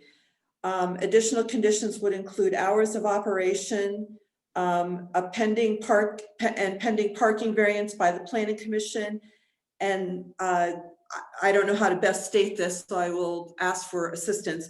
And the CUP should be reviewed every, I don't know, 6 months or at some trigger upon COVID being less. Maybe when we'll go back to normal, when the state puts us back at normal, whatever the definition is. I'm sorry, I don't have that in front of me. So I'm just getting that out there so that we can have something to chew on and get this moved off our docket. Would you consider a license agreement be required? There's no license. Did I hear that? They wouldn't need one because it's on their own property. Yeah. Okay, good. All right, good. We're clear on that. Okay. So you're making that as a motion? Mayor Pro Can I Tem, ask a question?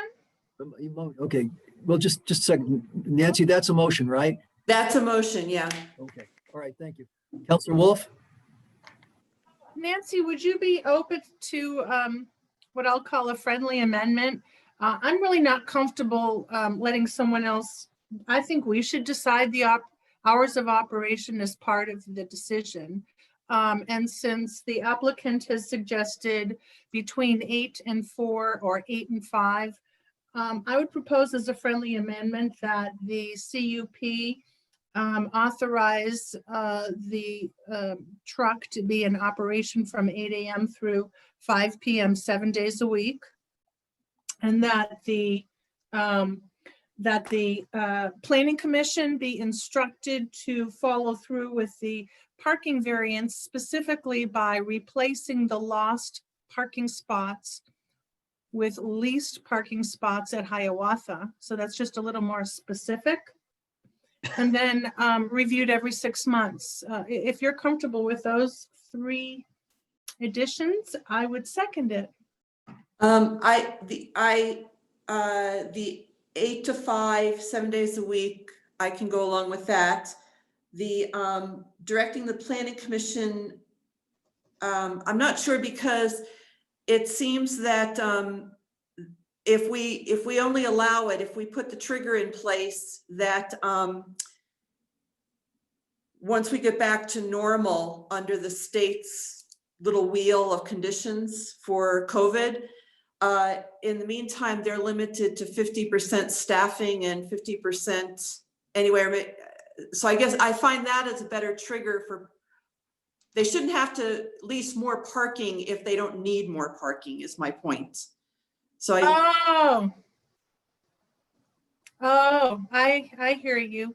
Well, so you're suggesting that that kind of analysis be undertaken by the planning commission and allow them to use their discretion on that, rather than us mandating that each parking spot be replaced with a leased spot at Hiawatha. Is that what you're saying? yeah, so, and I wasn't prepared for the discussion to go this way at all. So I think that the review should be not even necessarily every 6 months, or it could be every 6 months, but at least when the state allows us to go back to more than 50% staffing might be, or more than 50% occupancy or something like that. Or we could say both. Right. We could say whichever happens first, 6 months, or the state health department issuing, retracting that requirement and allowing 100% capacity, that would be the 2 triggers. Yeah. One or the other. Yeah, I think that would work. That would work for me. Thank you. Then I'll second it. Nancy, can you restate that just so we make sure we have it correct? I will try. I move that council approve the planning commission's recommendation for approval of a major CUP 2003 Tava food truck to be located on Sunwater Spa property, with the additional conditions that the hours of operation be not to exceed 8 to 5 and 7 days per week.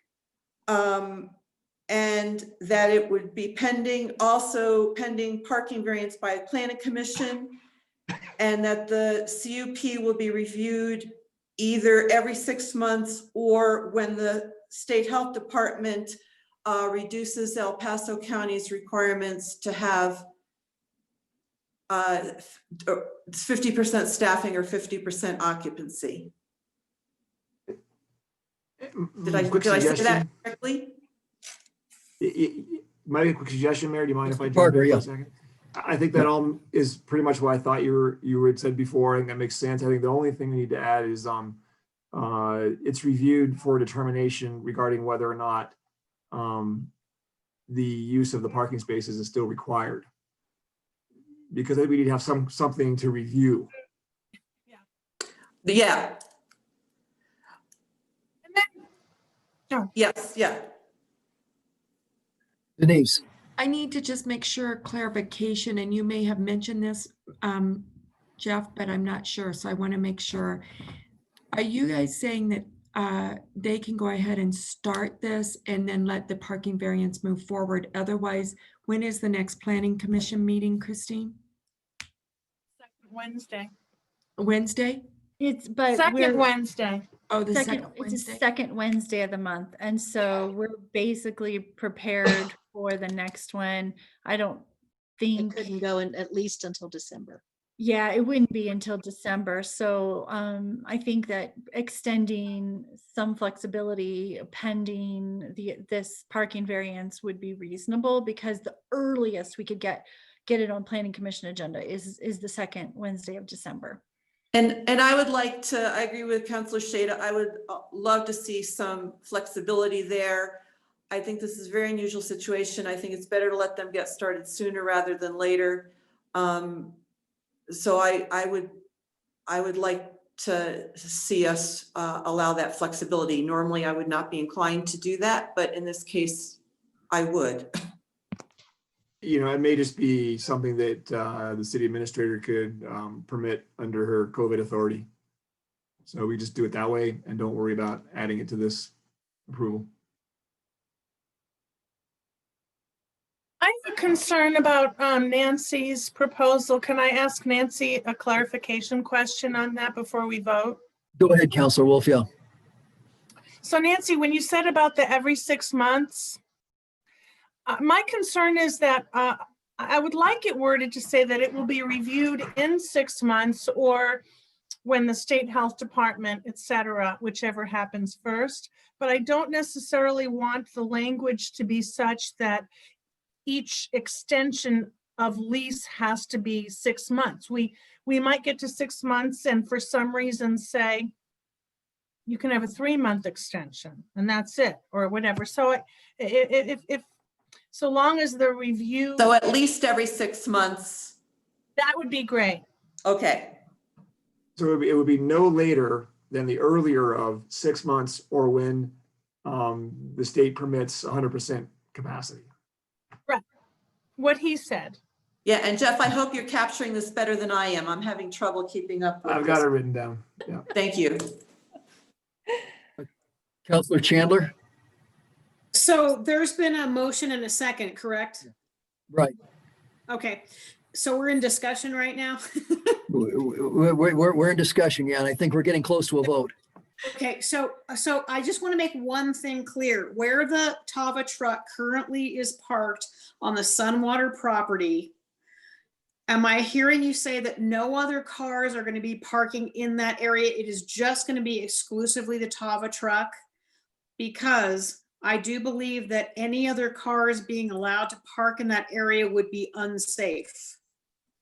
I'm okay with the truck being there. I'm okay with the motion. I'm okay with the, getting a variance for the parking. But right now, I've been in that parking lot a number of times when the truck's been there, and it's not safe with having cars pulling in and out and having the truck there servicing customers. Thank you, Counselor Chandler. Counselor Wolf? So, then Nancy and Judy, Judith, would this be acceptable as a friendly amendment? If we add that pending review by the Planning Commission, the only allowed parked car in that lot would be the handicap spot that is right next to the street. Also, just Nancy's motion, also I'd like to amend it just to be clear that that the truck can remain where it is as opposed to any old place on their property, because I don't know that there's any other place they would move it to, but just so we're clear on what the expectation is. But would that be acceptable if we did it that way? I'm starting to get very concerned when we start making this many changes. Is there any way we could just allow the Sunwater Spa to do? I don't know. I'm. Oh, because you don't want to restrict their parking? Is that the concern? I'm concerned about the safety. I am, but I would think I don't want to get so directive in our what we're telling that we take out all flexibility. So hence I'm a bit concerned. So does anyone share my concern? I do, but I won't park in there only because I try to go to Sunwater as often as I humanly possibly can. And I avoid that parking lot with a truck there, not because I don't want the truck there, because I'm afraid of hitting somebody. And so I choose to park somewhere else, because when you have people standing in line and you're trying to pull your car out and you've got people ordering and getting food and people aren't paying attention, that is a serious safety concern for me. And I think it needs to be addressed. I don't mind having the truck there. I don't mind any of that other stuff, but I think we're asking for trouble if we don't consider the potential, and it is part of the packet. That concern is actually in the packet that we were prepared to read tonight as an issue. And I do have an issue with that. Councilor Wilbrook? I just want to make one comment before we vote on this, because once we vote on it, no one will want to hear another word about it tonight. And that's that I really want to point out that I think there needs to be some reflection done on this, because I'm sitting here feeling a lot of heartburn for both what the Sunwater Spa has had to go through to get to this point, and that I think we burned a lot of staff time. And this is just, you know, as a counselor, I have to reflect on every night that I do these decisions and try to come forward and make them better next time. That's always a goal for me. And I just want to not lose that. I'm really concerned that we didn't suggest this in the beginning. And that's not a blame game. It's just, we need to reflect on this, and hopefully, because nobody has time for this in any time, but COVID is a hard time. And I feel like Sunwater really kind of went down this path thinking it was their only way. And I'm just concerned about that. So I'm saying it now, in that I think it's a priority that we look back on this as city staff and try to figure out how we might approach things in the future when there's a parking variance involved, and how we do that. And I know it's not a blame game. It's just, it really kind of, it's a little discouraging to me to think about how much energy was spent on this, that we could have maybe gone this direction in the beginning. And I just want us to make sure we don't lose track of that, and that we try to incorporate that into the future. Thank you. Thank you. And I think that's a great point, Susan, because we've just expended another good 20 hours of council and staff time on this tonight. All right, we have a motion. We've amended a couple of times. We still have a motion and a second. I think we're moving towards a vote. Does anyone want to have the motion restated for clarification? Well, I think for clarification, the motion that Nancy has that's on the table, even though it's not explicitly stated,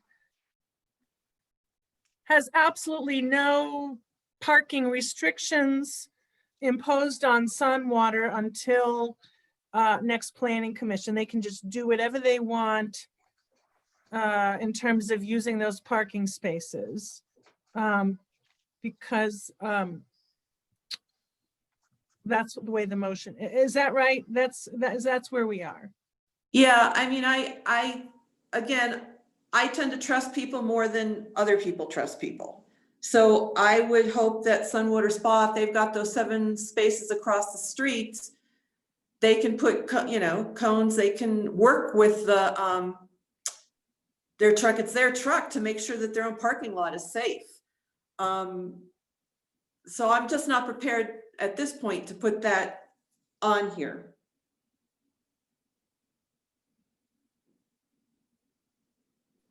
They've got insurance, so they're going to get hit really hard if someone gets hurt in that parking lot, I would imagine. Any further comments or questions? If not, we have the motion. Okay, all in favor, raise your hand and say aye. Aye. Any opposed, say nay. Motion passes 6-1 with Councillor Chandler opposing. All right, thank you very much. I would propose we take a short break before we move on to our next item. Mr. Harwell, thanks for your attendance and your comments. Thank you. Thank you. Sure, certainly. I've got about 5 of. How about we come back? It's about 6:53. You want to come back at 5 after? That'd be okay. We'll see you at 5 after the hour. Thank you.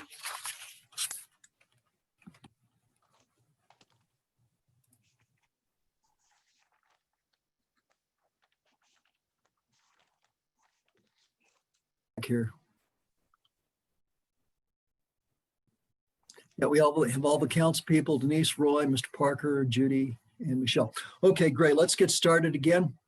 The next piece of business is a public hearing for final plat of 101 to 119 Becker's Lane, final plat 2001, 101-119 Becker's Lane.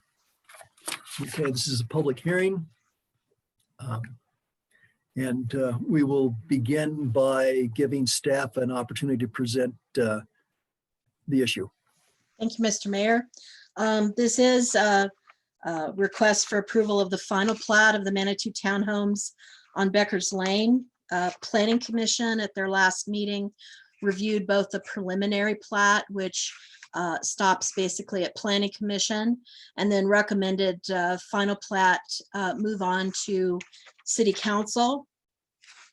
They unanimously recommended approval of the plat with 8 conditions, and the findings as noted in the both staff report and the notice of recommendation.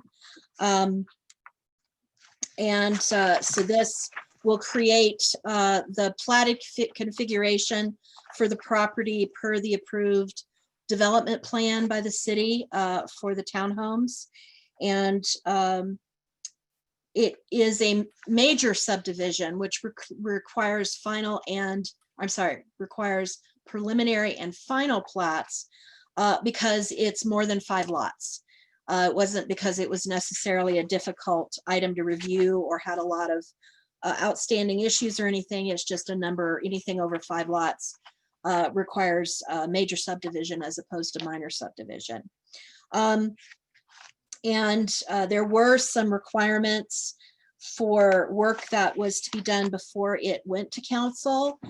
So there is also a staff memo in your packet where you have, I've put some things in red that might help you spot that. And basically staff is recommending 4 conditions rather than the 8 that were passed on from Planning Commission because of the items that have already that have been addressed or submitted. And so there's already been compliance with several of those. And so I'm glad to go into more detail. I can review the conditions in more detail if you want, but at this point, I'm ready to answer questions or provide more detail if you need it. Okay, do any council members have questions for Michelle at this point? I think Mr. Parker was going to speak just a little bit also as a part of our staff report. Excuse me, Mr. Parker, you have the floor. No, I appreciate that. I just didn't want to interrupt anybody. You know, I actually really wanted to address an issue that I think may be brought up during the meeting. And it deals with, you know, public notice requirements for a hearing like this in front of the Planning Commission. I kind of wanted just to give council a little rundown. So maybe address any issues up front. And then if there's more questions, we can always deal with it as well. If you don't mind, would that be all right, Mayor? Oh, please, yes. Yeah, so I think there have been some citizens who have basically expressed concerns over how public notice was handled for the Planning Commission hearing. And so ultimately there were 3 scheduled Planning Commission hearings. One was July 8th, another one was August 12th, another one was September 9th. And as Michelle mentioned, there are basically 2 aspects to a major subdivision plat. There's the preliminary plat, and then there's the final plat. The preliminary plat goes to Planning Commission for their decision, does not go on to the City Council. The final plat is a recommendation by Planning Commission, and then it goes on to City Council for a final decision. And so that's what you're doing tonight, is you're looking at the final plat. You aren't considering the preliminary plat, but they both went to Planning Commission concurrently. And so ultimately, the question is, at least some citizens have raised the concern, was public notice properly provided of the Planning Commission hearing? And I think that's an appropriate decision or consideration for the City Council if you have a concern about that, as to whether or not the Planning Commission hearing was properly noticed. As I mentioned, there were 3.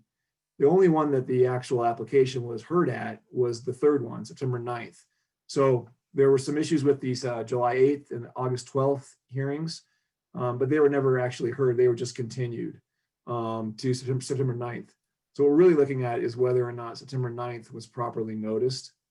As a note, your code does not specifically even require a public hearing for a major subdivision plat, just doesn't require it, but it is assumed to be required. Basically, it's been a practice of the city, I think, forever to have public hearings on final plats for the planning commission. That's pretty typical. But just as a note, there's no actual express requirement in your code, which means that your code doesn't actually reference any specific public notice requirements. So you have a provision in your code that outlines how 3 different kinds of public notices are provided: publication, posting on the property, and then direct mail notice to certain neighbors in a certain radius. And so those are all in one part of your code. It tells you how you accomplish it, what has to be done. And then it says that whatever your code says for whatever kind of hearing you're having dictates what notice is required. So some hearings might require just publication, some might require posting, some might require all 3. So there's nothing specifically required in this case for this type of hearing in front of the Planning Commission, but city staff, following what they've usually done, is they basically told the applicant they wanted all 3 done. So city staff basically required publication, they required posting, and they required mailing by direct notice to certain neighbors. So according to staff information and stuff on the record for the Planning Commission, there was proper publication of the September 9th Planning Commission hearing. The property was posted. There's some indication that perhaps the posting sign may have flipped up. And you can hear people's comments on this as well. I'm just giving you a little background. I'm not telling you exactly what happened, but I just understand that the sign may have been flipped up at some point by wind or something, so it wasn't actually facing a public right of way where people could see it for some period of time. But it was actually posted initially properly, and it may have actually been fixed when it was discovered that it had been flipped up. And then the applicant provided evidence that he did actually mail, as required, the direct notice to the actual neighboring property owners. But my understanding is that some of the owners are saying they didn't receive the notice. So I'm not sure how many, and I'm not sure who exactly said that, but that's just been some of the concerns expressed about the September 9th Planning Commission hearing. And so as city council, I'm pretty much aware, I think, is that if you don't properly notice a public hearing, you really need to continue the hearing. In the Planning Commission's case, it appears that notice may have been properly given. It's really a question of facts. And then ultimately, because there's no specific requirement that all 3 notices be provided, I think that the real question is, was reasonable notice provided? Was it adequate to inform the public of the September 9th hearing? Did the public get reasonable notice? And so, publication, some posting, and mailing would certainly do that if they were all done right. If there was a few issues with it, maybe yes, maybe no. It's kind of up to city council to basically decide that. So I want to make it clear that you basically have the authority to consider whether or not the notice was appropriate, if that's an issue that's raised.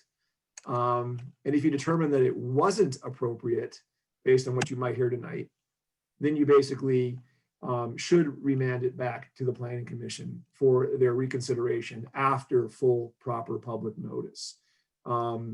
But if you decide that it was properly given based on what you hear, then you can make your decision tonight on the final plat. And one of the things I pointed out is that final platting is a bit more of a technical review. It's not quite the review like a major conditional use, where you're basically evaluating a lot of factors about compatibility, et cetera. So, and also the Planning Commission only provides a recommendation on the final plat.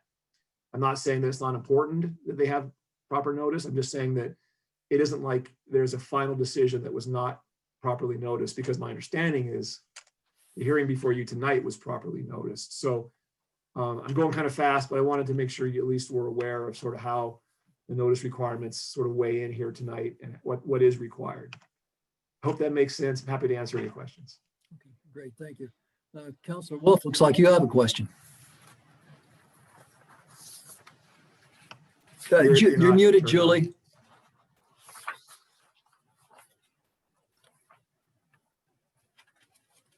Can you hear me? Yes, Oh, good. So Jeff, the sense I had from your memo was that we could certainly start over with proper notice requirement if, you know, we felt like it because the public was so upset that it, you know, it might be a nice thing to do so people aren't so upset. But it sounds like your memo is saying that the notice was perfectly adequate because the September 9th is what was important. And if you showed up, whether you got notice personally or not, you got actual notice if your neighbor told you and you went to the meeting, do I remember, is that the takeaway that I should have from that memo? Is basically you were giving us some guidance there that you didn't give just now in your oral presentation, that you thought the notice was fine. Well, I wouldn't want to go quite that far, and I'm not trying to misrepresent anything. I think, first of all, I don't want to be giving the impression that, you know, you can just make them go back if you don't feel like it was really that great. You know, I think you need to decide whether notice was appropriate or not. And if it's appropriate, it was adequate, then you shouldn't be sending things back just because people are upset. I think that you need to look at the criteria. In my memo, which, you know, is attorney-client privilege, and I didn't mean to reach like the conclusion that it was noticed. That's okay, it's fine. I mean, ultimately, that's not what we're talking about here. I'm not. But ultimately, I didn't want to come to a complete factual conclusion. But what I wanted to say was, ultimately, it looks like that notice was provided from what I've heard under all three scenarios, and that it isn't unusual to have some people say they never received a notice. As long as it was basically, as long as you believe there's adequate evidence that it was actually directly mailed, and you don't find that there's something was misrepresented or that the evidence isn't adequate, then I think you generally would be concluding that it was done properly, because a lot of clients of ours have a requirement. There's an affidavit of notice, and whoever mails the notice fills out an affidavit and says, I hereby swear that I mailed the notice according to this. They don't actually have to go and provide, you know, direct evidence, but they could do that. So, and your code doesn't have any requirement. It just says proof. So I think you need to make a decision whether it was done properly or not. And one of the problems here is that there's no specific requirement that all three notices be given. And as you just mentioned also, if somebody wants to complain that the notice wasn't properly given to them, but they actually did know of the hearing and they attended the hearing, well, then there's no claim because they clearly got notice somehow or other. That was the point that you were making, and you're right. Does that make more sense? Yes, and I'm so sorry. I forgot that was attorney-client privilege. But since you corrected that, I overstated your conclusion anyway, then. At least that's what I, you know, my memo wasn't meant to be just, it was perfectly fine. It was meant to be, it looks like there was proper notice, but there may be some information that you get tonight that may change that conclusion. So. Thank you. You're welcome.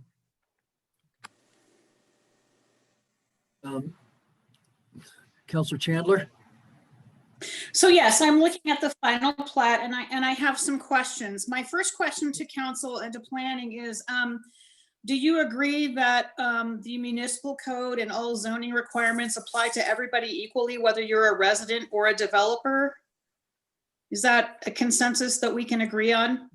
That whether you are remodeling a house like I am, I have to follow all the same permits and all that everyone else has to comply with, including this property, in order to get to this final plat that we're looking at, which is my questions are getting to this final plat. Is that I have a consensus on that? Counselor Chandler, we were at the phase here where we're entertaining primarily giving the city staff an opportunity to present the case, and we've heard from Michelle. Well, I raised my hand. Okay, so I know it's a little hard because some of these questions are germane at the time, and I'm thinking perhaps if we could defer your question a little bit and give Chris, I think Chris, I'd like to give Christine an opportunity to speak. If there's any additional comments you'd like to make, Christine, relative to the staff position on this. Not at this time. I think there was a lot of information in the staff report. and a lot of information has come along. This has been this project has been in process for a very long time and had a number of employees involved in it over the course of several years. So I think there may be some questions tonight that are worth discussing. And, as we get to those, I'll certainly be ready to discuss and address those. Thank you, Mayor. Thank you. I should have asked earlier, request that the city clerk would include all the packet information the council received on this topic to make that part of the official record for tonight's meeting. Next, I would like to give the applicant the opportunity to present his position. So. May I ask you something, Mayor? I'm sorry. What you yeah, just said, Yeah. you just said, that doesn't cause the attorney-client privilege memo to become public, does it? Based on what you just said? It's my understanding that it does not. That's not currently in the packet. So I believe we're safe on that. Okay. But no, I'm glad you mentioned that because I don't think like a lawyer so much. So that's good to have that extra perspective. So if the city clerk could bring, I believe it's Mr. Bishop. Eddie Bishop, okay. I don't know that he has anyone else with him. His attorney may be in attendance, but we'll let him. Yes.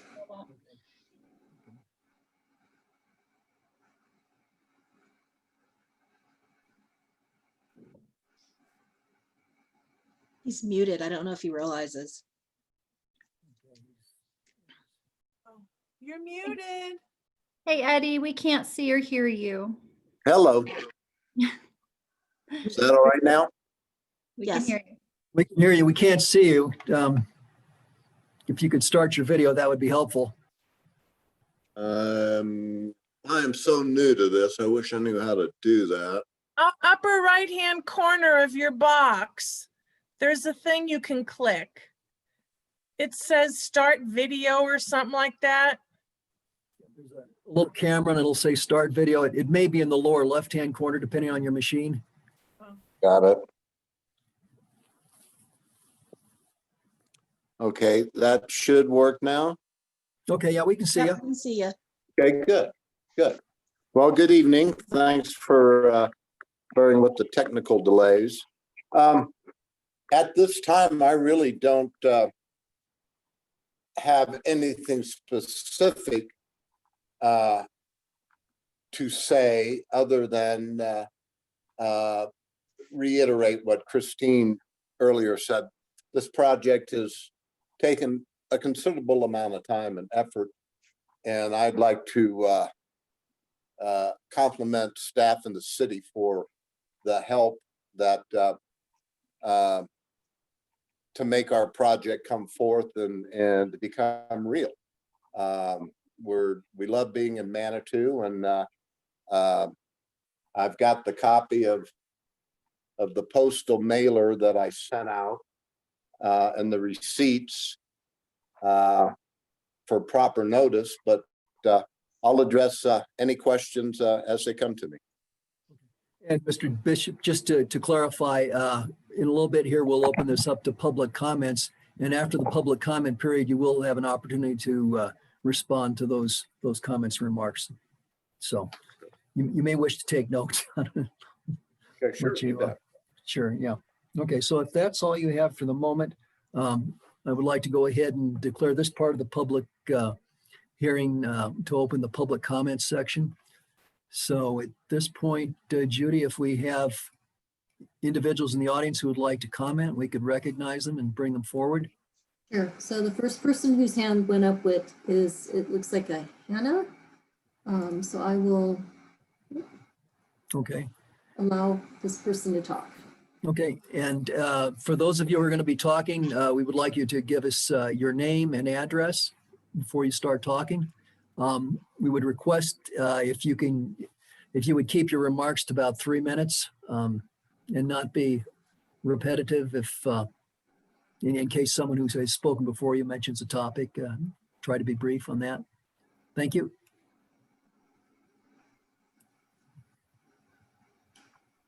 Okay, and Hannah, we see you, but you are muted. Well, we see your name, but you are muted and your video is off. So if you could click the microphone and be unmuted and let us see your video.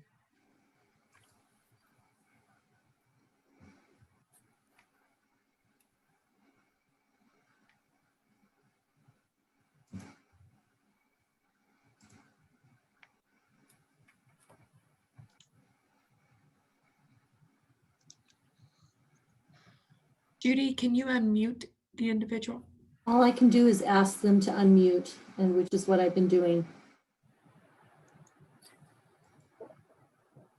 No, Hannah, it's a thing you click in one of the corners of your box. If you hover over it or click it, it might show you the mute icon that you can click on. And there'll be an icon that looks like a microphone. And it'll see either say mute or unmute. Yours is muted right now. So your toggle, it would probably say unmute. So if you can click on that.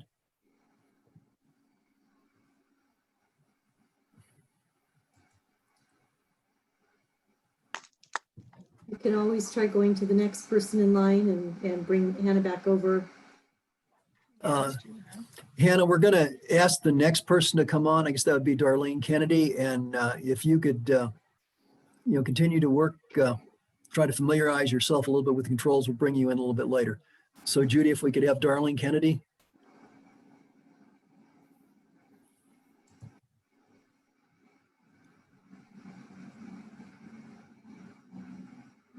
Hello? Hello, Darlene. We can hear you, but we can't see you. Can you turn your video on? I don't know why you can't see me. Hold on a moment. It's because for the speakers that come over as attendees, they don't have video generally. Oh, Not permission, so. well, thank you, City Council, Darlene Kennedy, 18 Via Loma, and I promise I won't speak too long. I do have a question for Mr. Parker, though, and Mr. Bishop.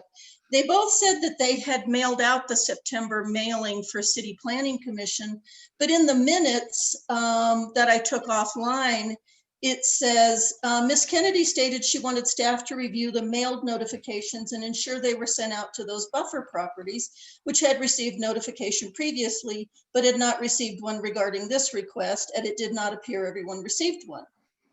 And then next paragraph, Mr. Bishop stated 2 mailings to surrounding properties were sent out in July and August and had provided the certificates of mailing to staff. That's in the minutes that staff put together on the Manitou website.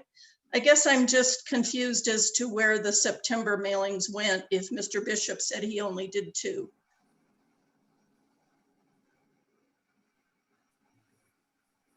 I can continue then. I'm sorry. If you would. Okay, I'm sorry. I apologize. Okay. So I'm sure you probably all know my take on this. And I'll just be brief to say that the city code is our city law. And this whole process has been broken. Was it broken by Mr. Bishop? No, it was broken by city staff. This plat should have been approved before any development plan and any building plan. Now, I've been told that the former planning director was the one who ludicrously approved the development plan without the plat and the proper process. So, okay, but she was gone in November, and in January, city staff approved all the building permits with still no plat, still no final plat. Mr. Parker says, the final plat is basically just a process. Well, it's not. It creates lots that people are buying. It creates lots that people have contracts on now. Families have sold their homes and are waiting to buy these townhomes, and now they have had to find other places to live. And this isn't Mr. Bishop's fault. He just went along with whatever staff was doing. Staff has broken the law. And I would really, really beg, ask, plead to have city council and the city administrator and the planning director and the assistant city administrator, please stop staff from doing this. I'd love to sit down with any of you. We have a long laundry list of things that have gone on over the past several years. And this just can't continue to happen. A plat should have been approved Easements should have been dedicated. Setbacks should have been set. And now we're here in the 11th hour. Staff in an email said that this was approved because Mr. Bishop was anxious. So we broke the law because Mr. Bishop was anxious. If a parent drives through a school zone at 55 miles an hour because they're anxious to get their children to school, should the police look the other way because the parent was anxious? No, they should not. Staff should never put a developer above anyone else, and they should never put the community at risk this way. So I'm done. I know you guys have been here for a very long time and you want to go watch the election. I understand that. But I'm asking you to please stop this terrible culture that's gone on in Manitou way too long. Thank you. Darlene, before you go, can I get your address for the record, please? It's 18 Villaloma. Thank you. Thank you for your comments.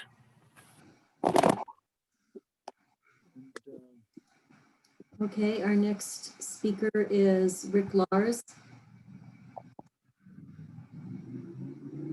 Hi, my name is Richard Larson. I live at 120 Becker's Lane, across the street from the condos. And I think everyone here knows how I feel about this project. It's an affront to the neighborhood. It is not consistent with the architecture in the neighborhood. It used to be a charming little place, and now there's this huge block of monstrosity. I want to go back a little bit and say that I investigated when did the initial letter go out informing me of when this project was going to be, when it was going to commence. And I found out that it was mailed to my address in Albuquerque, where I lived for 5 months in 2010. It wasn't forwarded to my address in Corrales, New Mexico, where I'd been living for over 4 years. However, I can tell you that the people at the water department knew where I lived, and the people at another department in the city knew exactly where I lived, because I got a letter once about from zoning about weeds growing in my yard, and also one about my sidewalk not being shoveled by my tenants. And the water department sent me a couple of letters for late water payment from my tenant.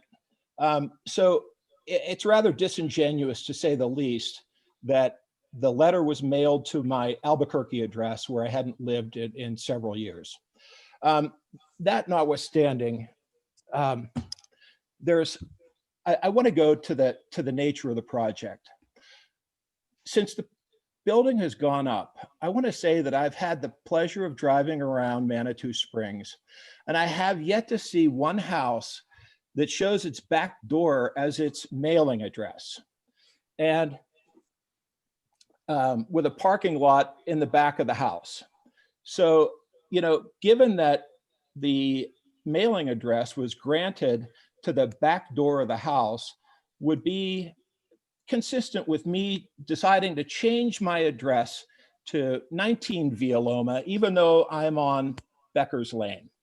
And I want to say that while we're in the planning process and the platting process, I should say, I move that the address be changed to Via San Miguel and not Becker's Lane, because we're looking at the back of this project where there are, it's the back door of the property, and there are air conditioning compressors, and there's the utility boxes hanging on the back of the building.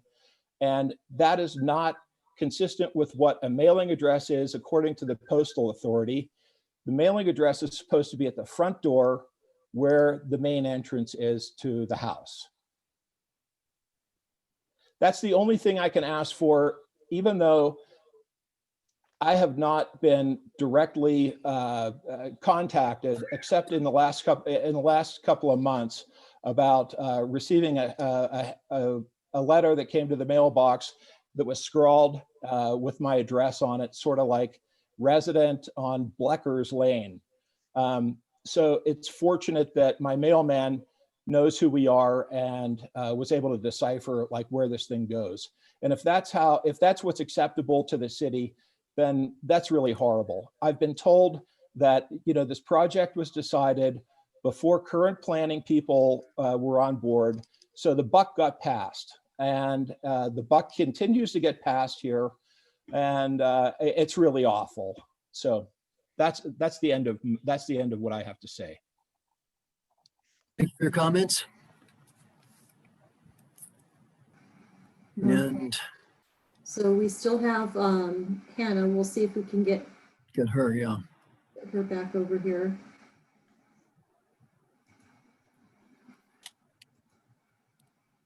And do we have we might have a phone number for her, or does anyone recognize her? If there's any way we could reach out to her and try to make contact in case this doesn't work. Okay. Hannah, we're showing you as muted. So if on your screen, if you can unmute your little microphone, that would be good.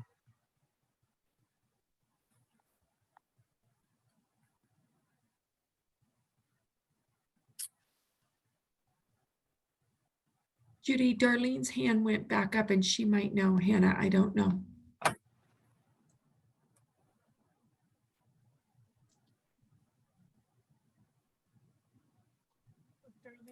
I'm sorry, I don't know Hannah, but I do have one more question. I apologize. But on my computer, the unmute is in the left lower corner. Maybe that's where Hannah's is?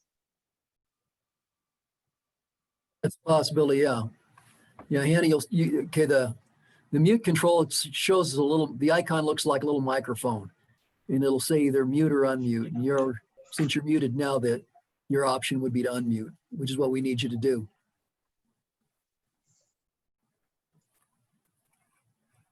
And like I said, I've been sending her request to unmute, which should give her, pop it up right in front of her on the screen, so. Okay. May I ask a question, says we're waiting for Hannah? Sorry, who said that? May I ask a question since if we're waiting for Hannah? Is that Darlene? Yes. Okay, all right. Yeah, go ahead. I was looking at the memorandum that Miss Anthony mentioned that she sent to all of you with the red typing in it. And I have a lot of questions, but I guess the one that stood out was, why is staff changing the requirement of the certificate of taxes from El Paso County office to all property taxes due shall be paid prior to the final plat? So I thought, well, why would you change that? That's a standard thing that you ask for a certificate of taxes from the treasurer's office. So I looked at the taxes for Mr. Bishop, and it appears there are some issues with the property taxes. Is that why staff changed that comment? Staff will have an opportunity to answer later on. So if staff would make a note of that question and respond back at the appropriate time. So we'll try to get you an answer on that, Ms. Kennedy. Thank you. There are some issues with the property taxes being paid according to the assessor's office. Okay, thank you. I see we have another hand raised out there, a Mary Thorne. Yes. So Judy, perhaps we could try Mary Thorne and see if we can make contact with her. Okay, I'm going to bring Hannah back over. Yeah. Okay, thank you, Mrs. Kennedy.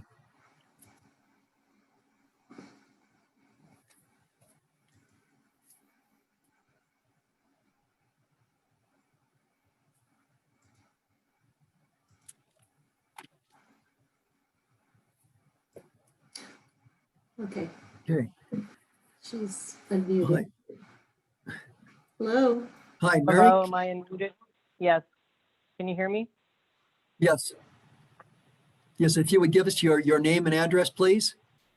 Sure, Mary And then- Thorne, and we're at 117 Via San Miguel. Thank you. And I just wanted to comment on the postings and the mailings.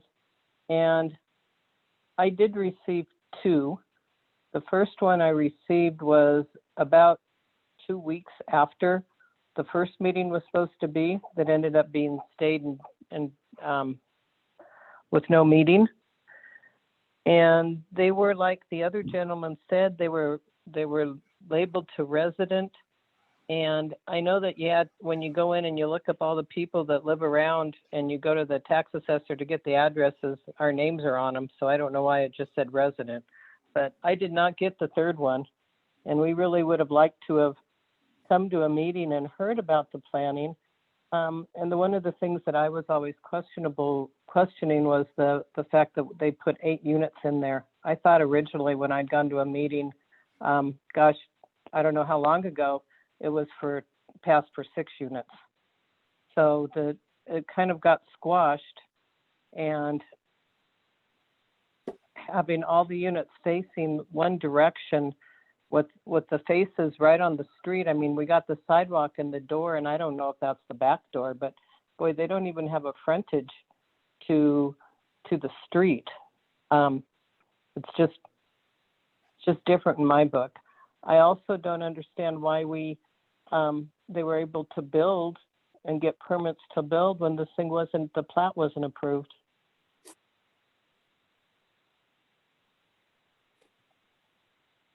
Perhaps And staff will then be able to. I thought we had to have neighborhood comments. I thought that was part of the law.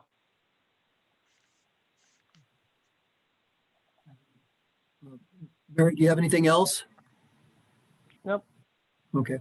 And staff and the applicant will have an opportunity to respond to you in a little later. Okay. Thank you. Okay, Judy, it looks like we don't have any other hands raised. And it would appear that Hannah has given up. Do we have any other I actually information? lowered the hand. I figured if she still was there and wanted to speak, she'd raise it back up again. Okay. Well, it appears we don't have anyone else wishing to speak then. Is that your assessment, Judy? Yes. Also? Okay. Yes, All ma'am. right, thank you. All right. Well, the format now is for the applicant has the opportunity to respond to the comments that have just been made. Mr. Bishop? Yeah, happy to.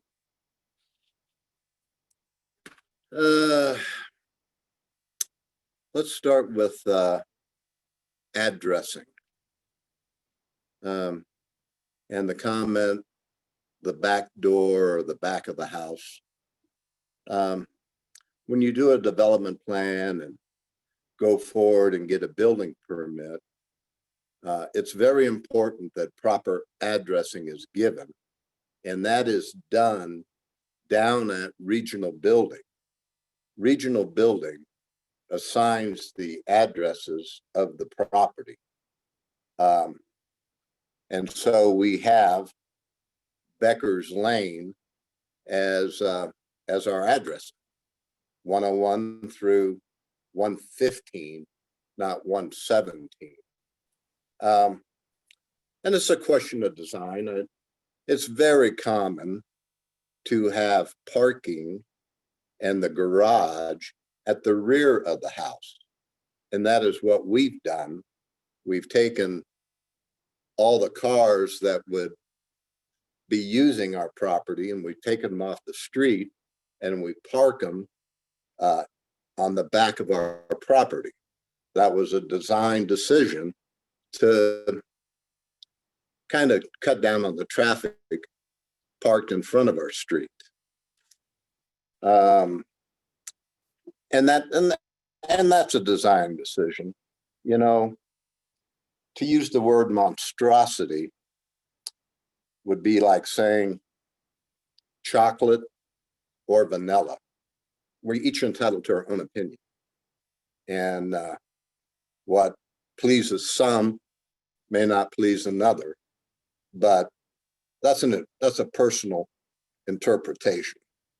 I would not want to comment on my neighbor's property, and so I won't. Property taxes. I don't know what the issue is here.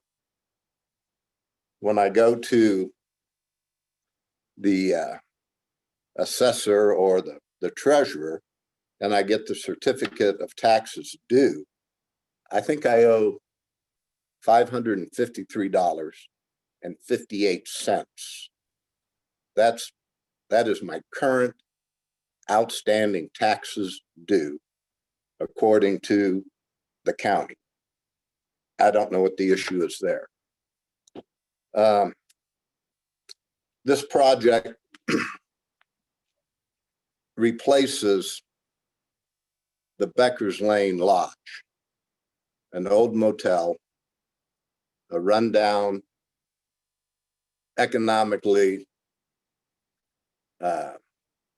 dead project. It was 16 units that I environmentally cleaned up, removed the asbestos, did the demolition, and went through an entitlement process with the city that was pretty rigorous. We had several public meetings that were published, that were very well attended, and resulted in unanimous approval of our development plan.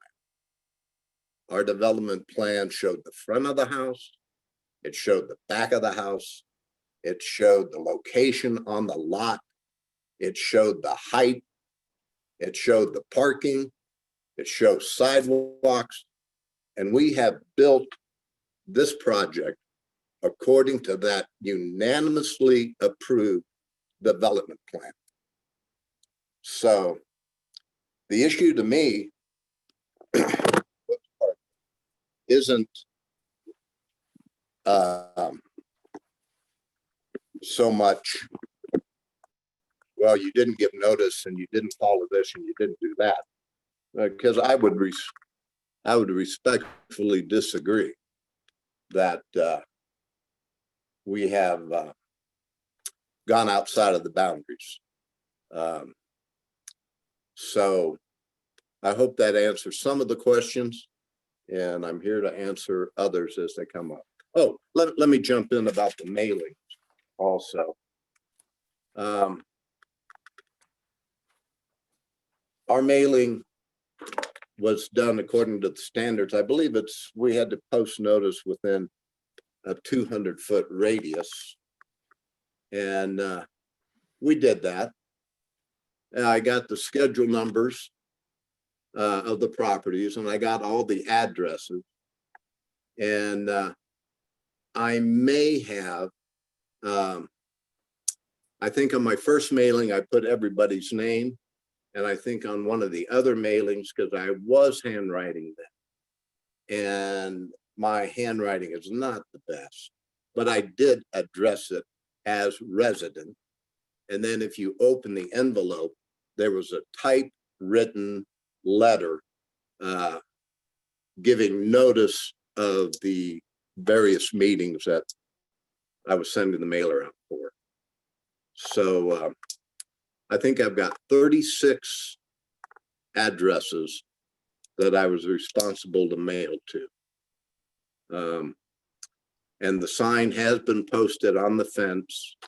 I mean, the last thing in the world we want to do, we've had a very public process, and we're not trying to hide in the shadows on anything. So I've got the receipt from the postmaster, and I don't have anything to add. Thank you, Mr. Bishop. Okay. Julie, I see you have your hand raised. Do you have a question? Oh, yes, just about Mr. Bishop's last comment. Sir, you mentioned you have receipts from the post office or the postal service. Do you have is it, oh, I can't see that. I know, but that's been mailed to the city. So you don't have like a return receipt requested on a certified mail, for example, do you? That's what this is. Oh, This is from the post office, and this is how they process it. So say yeah. certified mail on there?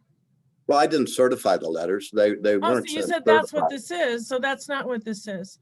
All right. Well, I wasn't. And you've already handed that into staff, right? Yes. And a bunch of those, they're all dated, so we know which ones were sent regarding the September 9th meeting, right? That'll be on there. It We- doesn't say anything about September 9th. It says the mailing date of this receipt is September 24th. Okay, so I guess we're just talking about notice about different meetings. I thought Yeah, September that was- 9th was the meeting that there was some objection to the form of notice, but apparently that's not correct. Yeah, Okay. if I could add, he has provided, there was some discussion at that last meeting whether or not there was any sort of proof or verification of mailing for notification of that September 9th. And we do have copies of that look like what he has for that September 9th meeting. You know, I will acknowledge, and we have been dealing with it this week. There's been some real challenges with the post office and the format in which they provide verification right now. When they're processing these, we had two other individuals who had to do mailings, and they went to the post office and they were told, we can't do that right now, come back another time. We can only do it within this time frame.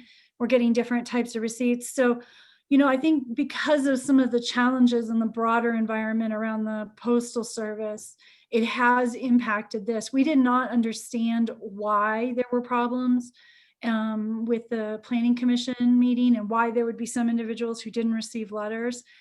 That's the best we can do. I mean, because we were provided some documentation from him, but in talking to folks at the post office and going there ourselves, trying to understand all of this, there is a bit of a disconnect and a mess there, to be perfectly honest. Thank you, Christine. Sure. All right. At this point, I think it would be appropriate to allow staff to respond to comments made by the general public. Christine, do you have any remarks to make at this time, or? Oh, I have lots of remarks to make, but I'll let Michelle go first. Michelle? Sure. One of the questions was regarding staff's recommendation to change the condition number 5, which talked about the certificate of taxes from the treasurer's office needed to be provided.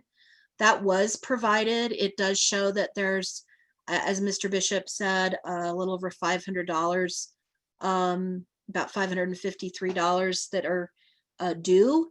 And so we want to reflect that those have to be paid. Why we request the certificate of taxes is to make sure before we file a plat, the taxes are up to date.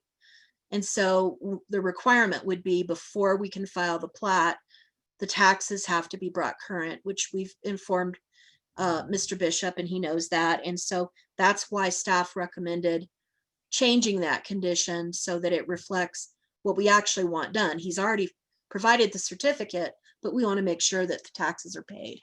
So that was the explanation of that. Thank you. Do you have anything else, Michelle? The only other thing I'll note is in regard to some of the addressing, questions. Applicants obtain the addresses for property owners from the public record assessor's office. They aren't required to, seek verification from other sources. The city generally does not go into our records and provide addresses that we may or may not know are correct. It's through that public record from the assessor. And if that's not up to date, if it's not correct, the applicant, wouldn't know that. We also don't necessarily require that somebody address the notice to specific property owners. They could not have a salutation at all. It could just, be right starting with the message, not, dear Mr. Smith or anything like that. So just wanted to note those.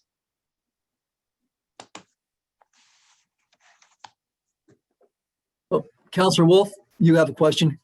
Oh, yeah, Yes, Michelle, this is a question for you. Until such time as the code gets new and improved and updated, just a suggestion, but if planning department could require that in future notices indicate the name of the person, I think that makes a big difference in the likelihood of delivery. You know, otherwise, when it says resident, you know, and you just think, oh, sometimes the mailman might give me 3 or 4 different things of the same thing that say resident, you know, even though some of them are for my neighbors. You know, and we all throw them out anyway. And the other thing is, if I get something that says resident, I'll probably throw it out. Now, if it said city of, you know, Manitou Springs, then I wouldn't. But, you know, if there's no return address or it's no one I ever heard of, I just figure it's some icky solicitation. So, and that requires a code revision ultimately if we want to require that, and to be specific about what kind of notice proof. You know, should it be certified mail? Do you have to sign for it? I mean, that doesn't make sense, but, you know, it sounds like we could use some updating in our code, but I think that might help going forward. And it's not that inconvenient for the applicant. Sure, thank you. All right, thank you. Michelle, did you have any additional staff comments? No, I don't. Okay, all right, thank you. Christine, do you have comments you'd like to make at this time? Sure. Thank you, Councilor Wolf. You took the words right out of my mouth. There are definitely opportunities for improvement. And, you know, I think while there is, you know, sometimes it can seem very ordinary and mundane moving through these processes and boring, each one is very unique and gives us the opportunity to see where there's opportunity for improvement in our process. You know, I'm super excited about the code rewrite project that's about to kick off, because there are so many places that we can continue to improve, right? Because we need to always be looking to strike a balance between what's happening at a residential level and what we're trying to do at an economic development level. And we want to support both, right? And it's a line that we're constantly walking here. So I think it was acknowledged earlier, Mr. Lars, and his concern about not receiving the address because it was in Albuquerque. Michelle did mention that. Yeah, and you know, this is already a very lengthy process, and so we provide the applicant as much direction as possible, but we don't access water records or other ones, just like water department doesn't come to us looking for information. So it is unfortunate, and I'm sorry about that. You know, my understanding is they were away during the public hearing when this project was initially being reviewed and was ultimately approved with great community support. You know, I think we have seen, as different folks have moved into the neighborhood or for whatever reason have sort of changed their support of the project. And that's what we're here about tonight.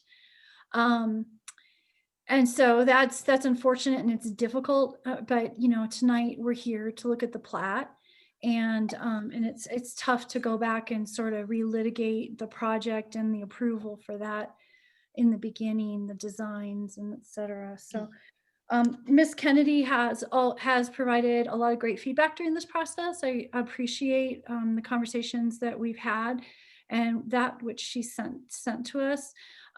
She's had some great perspectives, and you know, and that's been taken to heart. So thank you. I appreciate that.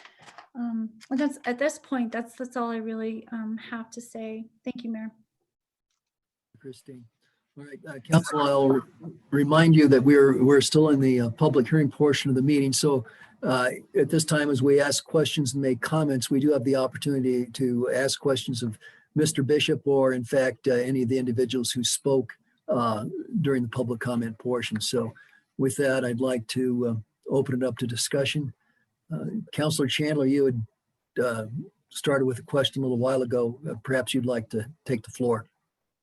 I have a lot to say, so I just want to say up front that if I go over 5 minutes, I do not mind other people stepping in, but I do want to get everything I have to say out.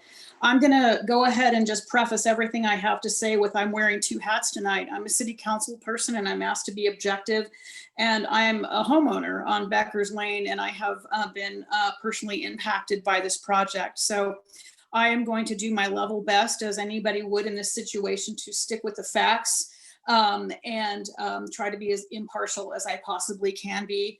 But I just really appreciate Ms. Darlene Kennedy coming out and saying what needs to be said. If I was a developer, I'd want to develop property in Manitou Springs. Why would I want to do that? Because I would get away with it. There are a number of city code violations that this property has gotten away with, including the violations for the 2 variances for this property, being allowed to pull permits before replatting, and violations of the 2 variances that were allowed to be given to this property. So I'm going to start with variances. 18.32.020 of the Manitou Springs Municipal Code says a variance shall be considered an extraordinary remedy, and the conditions set forth below are intended as limitations on the City Planning Commissioner's power to authorize variances. Okay, when you get a variance, you have to follow all of the A through 7, B, C, and D. You have to meet all of the variance requirements, not some that it specifically states here. All of the following criteria must be met. I won't go through all of them. I'll just pick out some doozies. The granting of the variance will not cause an undesirable change in the character of the neighborhood. Now, my thoughts and feelings notwithstanding, I have talked to many people from Colorado Springs, so surrounding area, and Manitou, and 100% of the responses have said that the character of Becker's Lane and the neighborhood has been forever changed. That this building was more appropriate for something in downtown Metro Denver, perhaps, but not on Becker's Lane. And I have heard from a number of neighbors, and I'm just speaking for them tonight, that they'd rather have the Becker's Lane Lodge back. So I'm just giving you the feedback that I've been given. And so going forward, you were given 2 variances, V1705 and V1706. One was a height variance and one was a setback variance. Is that my understanding? It's my understanding that you violated the height variance, but I have been told that you came in compliance with that. The setback variance was off Becker's Lane. It's my understanding that setbacks are typically given to the front of properties, not the back of properties. And I will argue that the back of the building faces Becker's Lane. And I will tell you why I say that. The entrance to the property, the driveway to the property is on Via San Piedras, not Becker's Lane. The front of the property, the primary egress, the entrance where people will go into that condominium, because of course it faces the mountains, is on Via San Piedras, which is where the mailboxes are. I contacted because I don't know how you got Becker's Lane addresses, but I did contact the post office and said, how does one get an address? How is that determined? And it's typically determined on where the front of the primary egress to your property, the driveway, and the mailboxes. I'm a general contractor. I pulled all the permits to my house. I work with regional building all the time. I've gone down there a number of times and talked about some things I'd like to have on my property. So the back of the property faces Becker's Lane. The back doors faces Becker's Lane. The air conditioning units are now what we look at, and the electrical panel boxes are at the back of the house. And I drove through Manitou this week and I looked at a bunch of properties, and I didn't see one property where the air conditioning unit or the electrical box was in the front yard.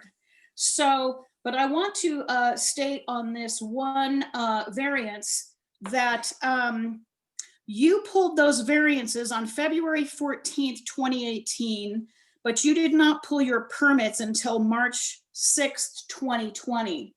It specifically states here that you have 1 year from the time that you pulled your variances to the time that you must have a permit, or those variances are invalid. It also states that you would have had to appeal those. So you would have had to appeal those at least twice, if not 3 times. And I did not see anything in the packet of material or anything that I researched down at planning that shows that there were letters to that effect. The other thing that I want to point out is that I received and was on an email chain regarding a staff person in planning and one of the residents in Manitou. And I was CC'd on an email specifically about the code, this code violation, this permit violation. And I want to say that I'm just totally disappointed that what applies to residents does not apply to the developers in this town, at least in this case. And I want to say part of this email states, your questions are valid and worth discussion. The issuance of permits to intake construction before the replat was evaluated by a previous planning person who determined since the major development approval addressed public improvements and financial surety, which are the issues usually driving replatting before permitting, and set the layout of the property, the city's interests were protected. The developer was so anxious to initiate the construction that the permit was allowed. Well, you know, I called planning during the construction of your townhomes, which have permanently changed the character of Becker's Lane. No one will dispute that. And I said, you know, I'm really anxious because I'm going to be building a 6-foot fence, privacy fence, so I can protect the integrity of my property. And what do I need?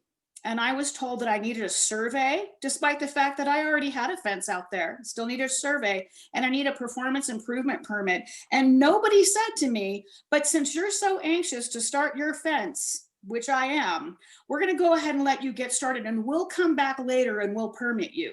So while the townhomes are here to stay, my request is that the addresses be changed to reflect a Via San Piedras address, which is the front of the building, which is the primary egress, primary driveway, and where the mailboxes are.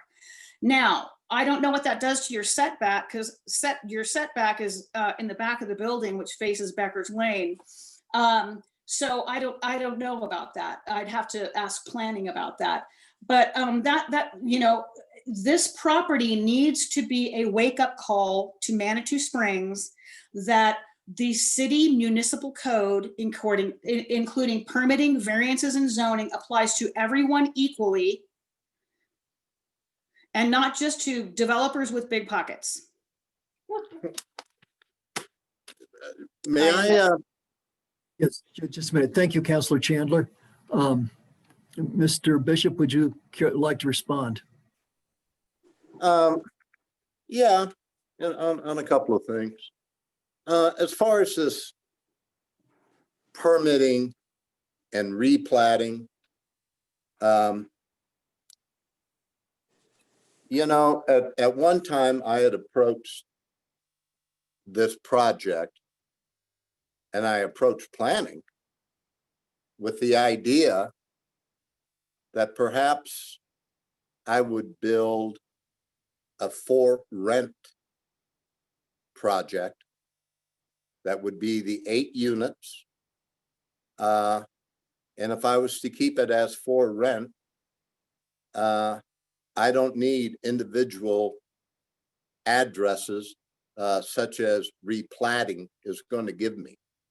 I made the decision to go for sale after I did my development plan and after we were into the project.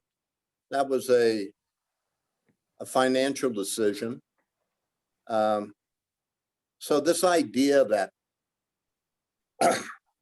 I need to replat before I get a permit, I'm just not familiar with that because we weren't originally talking about replat. We were talking about building the project.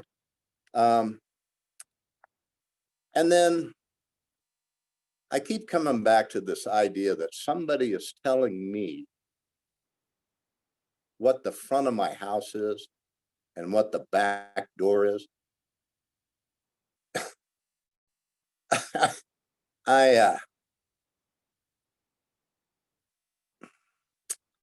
I'm not taken aback. I don't know how to respond to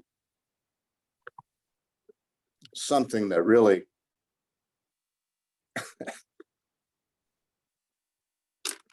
seems to me to be, who is the arbitrator of a front door? I mean, seriously. If you drive around the back of my property, you don't see a front door, you see a garage door. And for someone to say, I'm going to make you change your address and you're not on my street, we don't want you on our street. You have changed our street.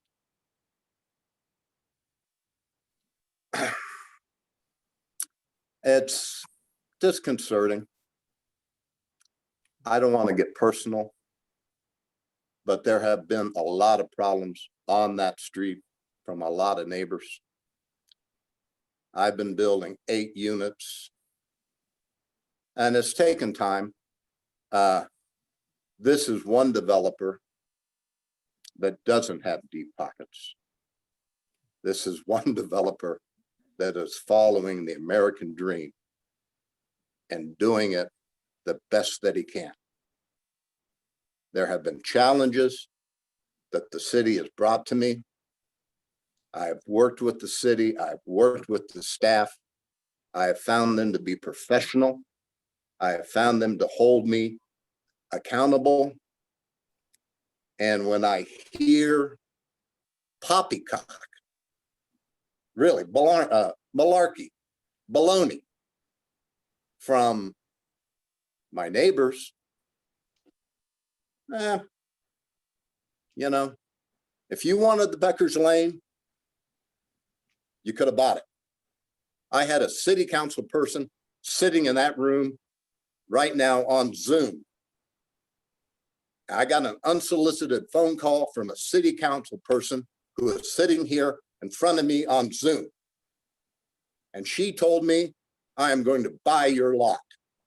She told me, I don't want you to build. I'm going to buy your lot and build a park. And I said, ma'am, if you have the money, you might be able to. But until you show me the money, I'm building my project. Now, that was an unsolicited phone call, and I found it offensive then, and I found it offensive tonight. And that was improper, much more so than telling me where a front door belongs or where a back door is. I don't think I have anything else to add. Thank you, Mr. Bishop. Obviously, there's a lot of emotion attached to this. Christine? Thank you. You know, I'm really coming to this particular project and sort of a Switzerland roll, right? There is a lot of emotion with regard to this project. There are some neighbors who are concerned. There are neighbors who are concerned with the process that's occurred in the city. There are neighbors who just don't like it, right? And it brings us to a challenging place tonight. We're not in a place tonight where we can go back and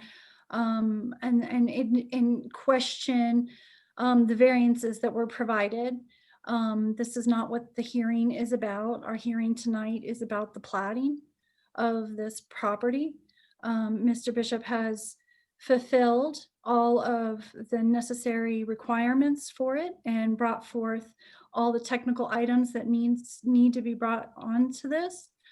It is my hope, because I believe, and I know you guys hear me say this all the time, what happens in planning impacts economic development. And my hope is that when Mr. Bishop does close on this, that some of these hard feelings are able to be set aside and the neighbors are welcomed into the neighborhood.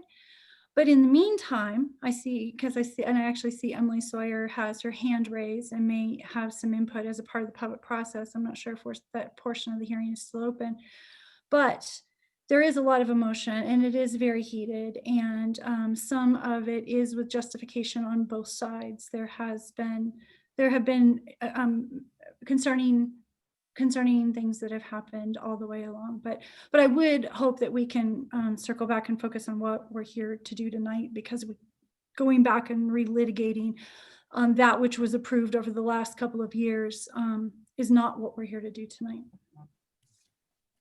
Thank you. Thank you.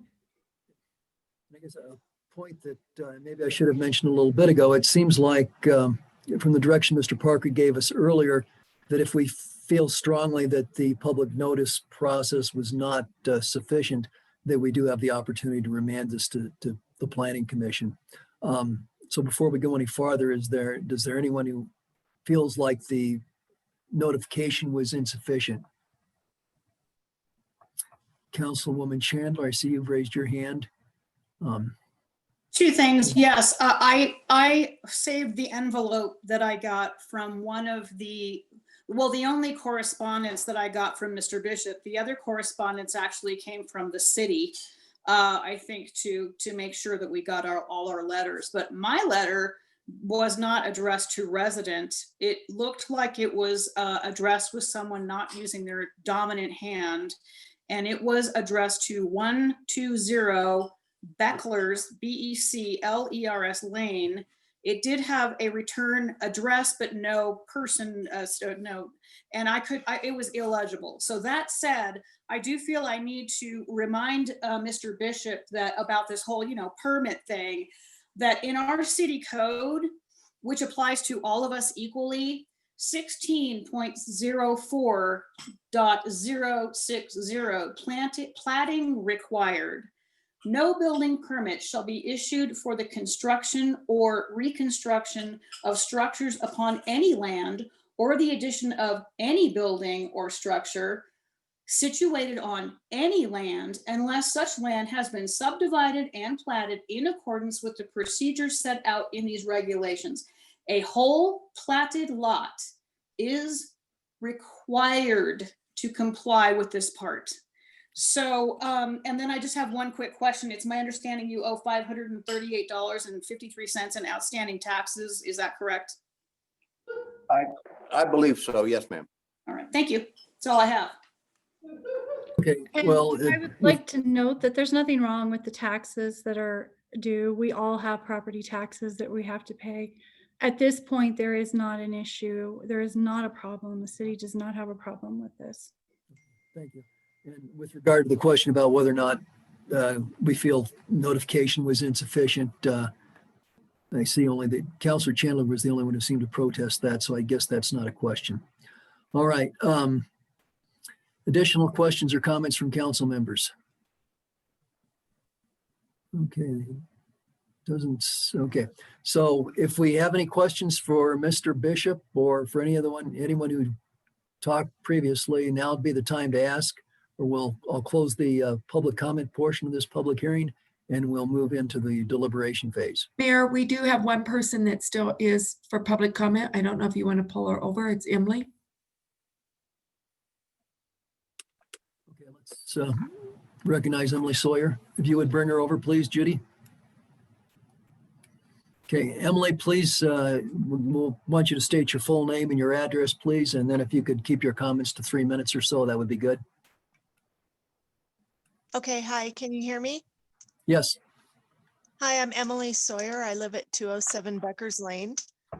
I've lived here for 21 years, and I'm also the listing agent for the properties that Eddie is building.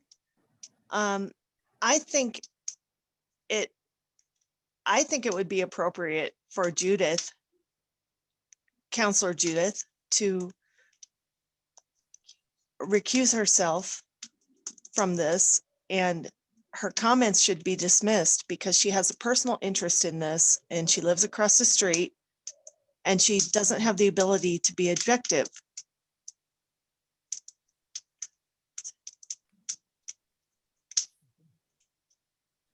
Any further comments, Emily?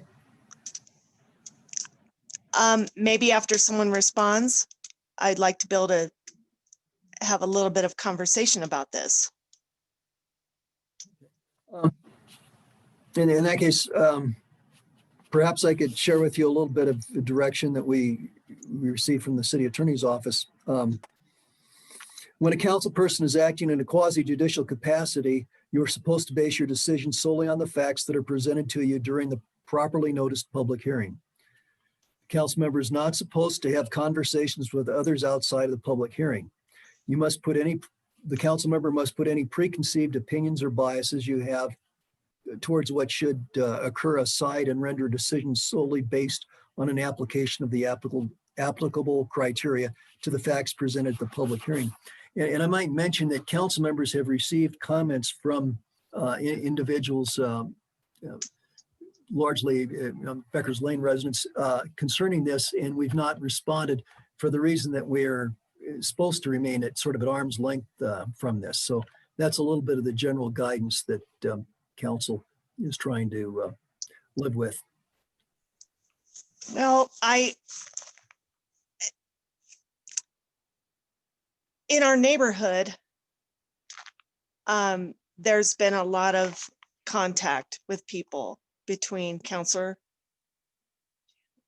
Chandler and people walking by and the neighbors, and it's been public, her comments and her opinions. And I just feel like she has such a personal interest in this, and it's not objective.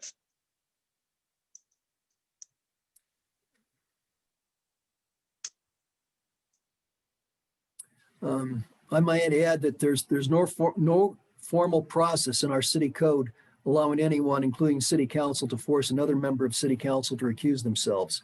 Ultimately, whether recusal is appropriate is a decision for each city council member to make for his or herself. So it's largely a matter of conscience and what we feel is appropriate. So, Mr. Parker, Mayor, yes. I could weigh in. I could just for a moment. Thank you. So, ultimately, everybody's entitled to due process in a quasi judicial hearing. And so the real issue here is that city council members have to evaluate whether they can be neutral decision makers and leave their any opinions they have at the door. It'd be like going to court and having a judge who didn't like you, rendering a decision based upon the case. Judges can't do that, and you can't do that either as any council member. So a council member that is taking, I guess, a personal opinion and applying it to an application jeopardizes the due process rights of both the public and of the individual. Okay. And so my point here is that there isn't an actual procedure in your code that allows city council to decide whether or not a member needs to recuse themselves. That's a decision for each individual council member to make, but it still does affect whether or not the people are provided due process in a hearing. So a decision of an individual council member to participate or not does have an impact on whether the process is fair. And I wanted to also point out that there are criteria in your code for how you approve a final plat, what you look at. And so a lot of the information we've had addressed tonight are not relevant to that criteria. Past variances, I think addresses, et cetera, from what I can tell, don't have any bearing on the criteria in the code as to whether or not the final plat is appropriate or not, meets the city's requirements. So I think that ultimately the decision needs to be based upon those criteria and not information that's not relevant to that. So I just wanted to be clear that, failure to basically act as a neutral judge and apply the criteria in the code to the application jeopardizes the process. But if council members can apply the criteria to the code, regardless of whether mistakes were made in the past or not, then the hearing would be fair. So, and ultimately courts just look at all the factors. They look at what has a council member said in the past? What has a council member been involved with in the past to determine whether or not the council member exhibited, bias that basically jeopardizes the process. So it's not really a yes or no, easy to decide question, but typically you want to basically be focusing, well, actually, always you want to focus on the code criteria and make a decision based on that, not on other information. Thank you, Mr. I Parker. think that everyone should keep that in mind, and thank you for saying that, Jeff. Much appreciated. Let's say she has a personal I'm not on mute. Since my name came up, I would just like to be able to comment. Go ahead. I have really tried very hard to keep this specifically on making a point about our city code and how it does not apply equally to all people, and giving some very, very vivid descriptions of how this particular property is a perfect example of that, including permits and variances. I find it very disingenuous to be accused of something without people around, I do talk to my neighbors, but I mean, I think it's very disingenuous for the listing agent who lives on Becker's Lane, who stands to personally profit in the tens of thousands of dollars, to tell me that I should recuse myself. So I have to say that comment, but that said, I did hear what you have to say, and I will take that into consideration. Thank you. Thank you. Okay, well, let's get back on task here and just to kind of help us refocus. The recommended action from staff is to basically approve. Staff recommends approval of final plat 2001, final plat 101 to 119 Becker's Lane. So let's get back to that and speak to its virtues. Denise? Mayor, we have one more. We have Darlene Kennedy that have raised her hand for another public comment. We'll take that. If you would bring, Judy, would bring Darlene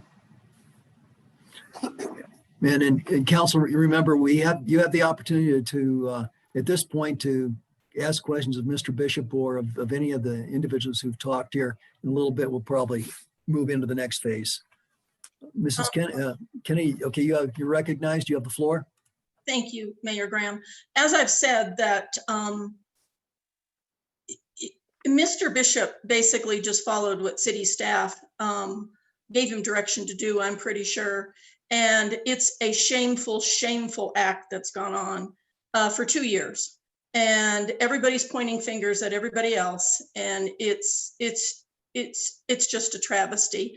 But I go back to the words of the minutes typed by the city staff, posted on the city website, that says, Mr. Bishop stated 2 mailings to surrounding properties were sent out in July and August and had provided the certificates of mailing to staff.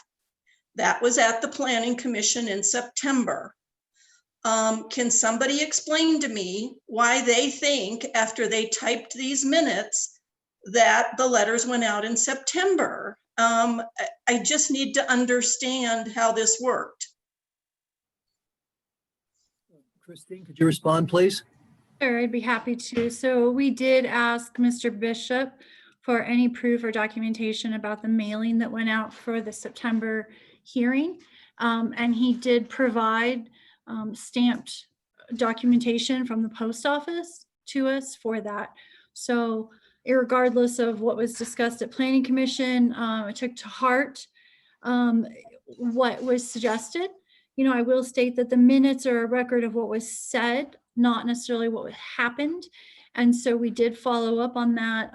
Ms. Kennedy did make that suggestion and ask us to look into it, and we did. And Mr. Bishop was able to provide some evidence to that effect. So I did send you 5 names, and I have one more of people who did not receive the letter. Yes. Did you reach out to anyone to do any research? No, they did not contact us directly. We only have the documentation that was provided that was confirmed by the post office. So no, we did not follow up on talking with anyone beyond that. Okay. And the reason I'm bringing this up is just another nail in the coffin of our poor little code that just lays in a drawer or on a floor or in the bathroom. I'm not sure where our city code is with the city staff. But if anyone thinks that a code scrub, redoing our code and spending all of these thousands of dollars is going to change this culture, it is not. We need city council's help to change this culture. We need the city administrator, the assistant city administrator, and the planning director. We need some guarantee that these codes are going to start being followed. I have a file cabinet that I can show anyone who wants to see it. Over the last 5 years, we have been begging for city staff to follow the code. Thank you. Thank you, Mrs. Kennedy. I would just like to go on record that I did reach out to planning and I did inform them that I didn't receive a letter, and I do have an email to that effect if anyone needs it. Thank you. Thank you. We do have that. I mean, I would just defer back to the discussion and examination of the public notice process that, you know, we did review with Mr. Parker from a legal perspective and according to our code, exactly what we may have not done properly or may have done. There, as we discussed earlier, there's always an opportunity for improvement. But we do feel and stand behind that there was adequate public notice because there were multiple means by which we posted and provided for it. So thank you. I appreciate Ms. Kennedy's input. I will say that. Thank you so much. It's been a good process working with her. I think at this point, I get the sense we have really two directions we're going. We have the matter at hand, the stated matter, are we going to approve this final plat or not? And then really there's a tremendous amount of angst and frustration that citizens are expressing relative to our planning process. So it seems to me that we should take this as an opportunity to learn and improve things and document the things that have gone wrong with this. I believe this falls short of being a textbook good example.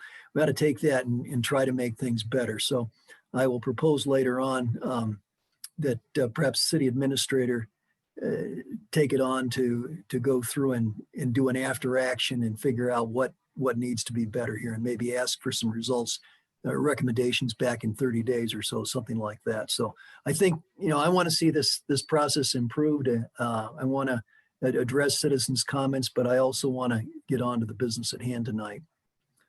So that's my sentiment. If there are any other questions for Mr. Bishop or any of the commenters, this would be a good time to ask it. If not, I'm going to close the public comment portion of the meeting. I'd just like to say one thing. Okay, Mr. Bishop. Councilwoman Chandler, your address is 120 Beckers, correct? My address is 120 Beckers Lane. The envelope that I got was addressed to Becklers, Beclers Lane. Okay, well, because I do have the post office receipt that shows 120 Beckers. It was mailed out. So my handwriting after going through all of this, it may have been shaky, it may have been whatever, maybe not the best, but I wasn't trying to not get the mail to the proper place. And it shows 120 Beckers, it got mailed. So. Thank you, Mr. Bishop. So I guess I'm going to feel like a bartender. Last call for any comments to Mr. Bishop or the speakers. Okay. There being none, I will close the public comment portion of this public hearing. We will move into the deliberation phase. The matter before us is to approve the plat, or we can remand it to Planning Commission. Do we have comments or a motion?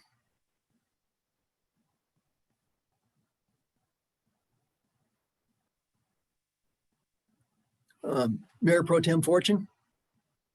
Hearing none, I'll make a comment and then I'll make a motion. I do not want to be known in the city where we approve things based on forgiveness versus permission, and that happens more frequently than I'd like to say. So with that, I absolutely support the mayor's suggestion that the city administrator, who was in part in her initial contract, was hired to put in processes, written processes in place. And this is absolutely where a written process is required with more definition than we currently have. And some of those have been brought up. Public notice, proper notice keeps coming up over and over again. And the fact that the development plan, which I was on council when we approved the development plan, was done before the plat is, I find personally embarrassing. And these are things that we just need to put in management controls to correct in the future. So that being said, I will go ahead and make a motion that we approve the Planning Commission recommendation requirements noted in attachments and staff memo. Approval of FP 2001 final plat 1001 through 119 Becker's Lane. Eddie Bishop on behalf of owner Manitou LLC applicant. We have a motion. Do we have a second? I will second. Okay. Councilor Wilbur, but you also made something. So And then I have comments once we're ready for comments. okay. All right. So we motion second. We're open to comments. Councilor Wilbrook. Yes, thank you. I won't repeat what Nancy, Mayor Pro Tem Fortune, has already said. I will add a little bit of detail because I do agree with her comments. Tonight I feel like we are in a position where we have to move forward on the final plat because that's how it works. That's where we are now. But I echo those comments, and this is the second time tonight that I sit here and I'm concerned about how we're doing things. This is not, I mean, for my first 2 years in council, this has been coming up the whole time. I would say that my email from the time that I've been on council has the largest number of correspondence to me about our planning processes. And it varies from, this is one of the most difficult places to do any kind of development in, to the comment that was made tonight, which is it's easy to get away with things. So obviously I don't have a clear definition of which one that is, but we don't have a great reputation, and this has come up before. And I think that we have a real chance again for reflection and a real chance to move forward with hopefully some improvement. I will tell you that what happens before we get to this process has long-term implications on the neighborhoods that these plans go into. And I can tell you that my neighborhood has similar experiences. We have some issues that probably are here because we don't have planning things that were done that are very enforceable. And it's long-term consequences for the neighborhood when it doesn't get done right the first time. And when things are done that can't be enforced or done improperly, those are long-term consequences. So when I hear people on Becker's Lane say, I'd rather have the Becker's Lane Lodge, I kind of understand that for a minute. Because in my neighborhood, we had a building that was unoccupied with broken windows. And in my neighborhood, there's days where we all think that might be better than some of the things we deal with today. Long-term consequences for where your address is for parking, for example, in the future. And parking management can bring a whole lot of things in the future that you may have not thought of. So I would just agree with Nancy that it's time for city leadership and city council to work together to help the planning department move forward with some really positive reflection and move forward with ways to not do things like issue plats before development plans. I don't even understand what we did, but I know it doesn't sound good. I think we said you could build before your plans were done. And I guess that boggles my mind, which is why Julie Wolf's laughing, because I think, gosh, I can't believe we did that, right? I just can't believe it. And I don't even want to say it out loud because like Nancy says, it's an embarrassment that we did that. And I just, it kills me to have to do that and be a representative of the city and be in this position. So, you know, we have an HR department And the previous council talked a lot about accountability, performance reviews, whatever you call them. There's a politically correct word and I don't know what they are, but I do know that accountability is important, and that if we need to provide training to planning, let's do that. If this is an issue of not having training, let's get it done. And once we have it done, let's hold people accountable. You were trained on this, and if you miss your mark, then that's something you need to work on, and you need to get help to do that. But I'm really think our whole town is ready for this to happen. And I really want to see this council and this city management team really pull forward on that in a meaningful way, so that we don't find ourselves in these situations night after night or week after week in that. And I think that is really what we're hearing a lot of the people who spoke tonight speak to. Thank you. Thank you, Counselor. Christine?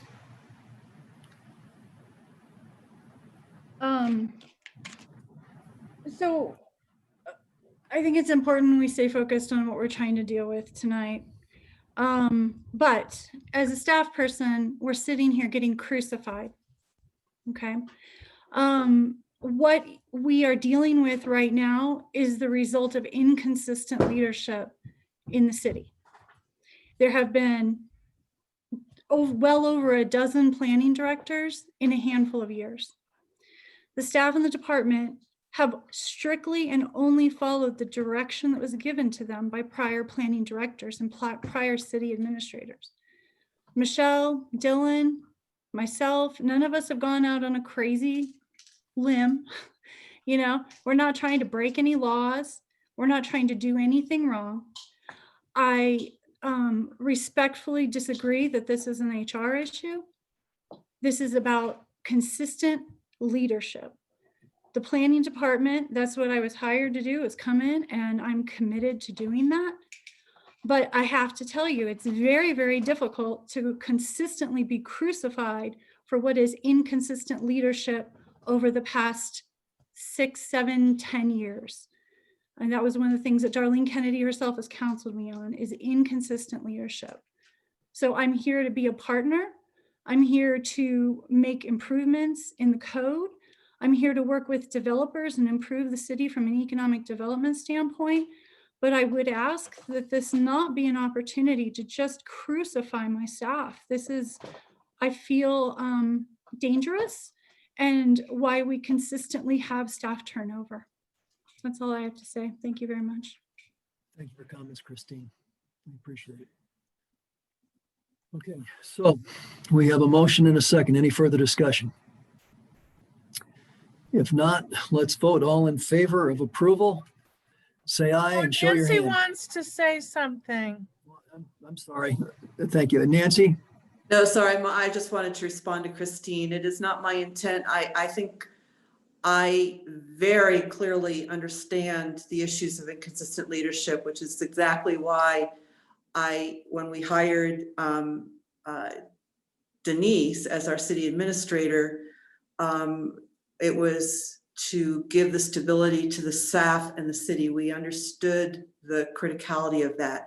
So I'm very cognizant of that, and I don't want you to feel crucified by, at least by me. I don't think by council in general, you should feel crucified. So, but I can only speak for myself in that regard. So, thank you. Thank you. Good point. Councilor Walbrook? Again, to second Mayor Pro Tem's comments, my whole point was now is the time to move forward. And my intent is that we move out of this. And as I said, I didn't say it was an HR issue.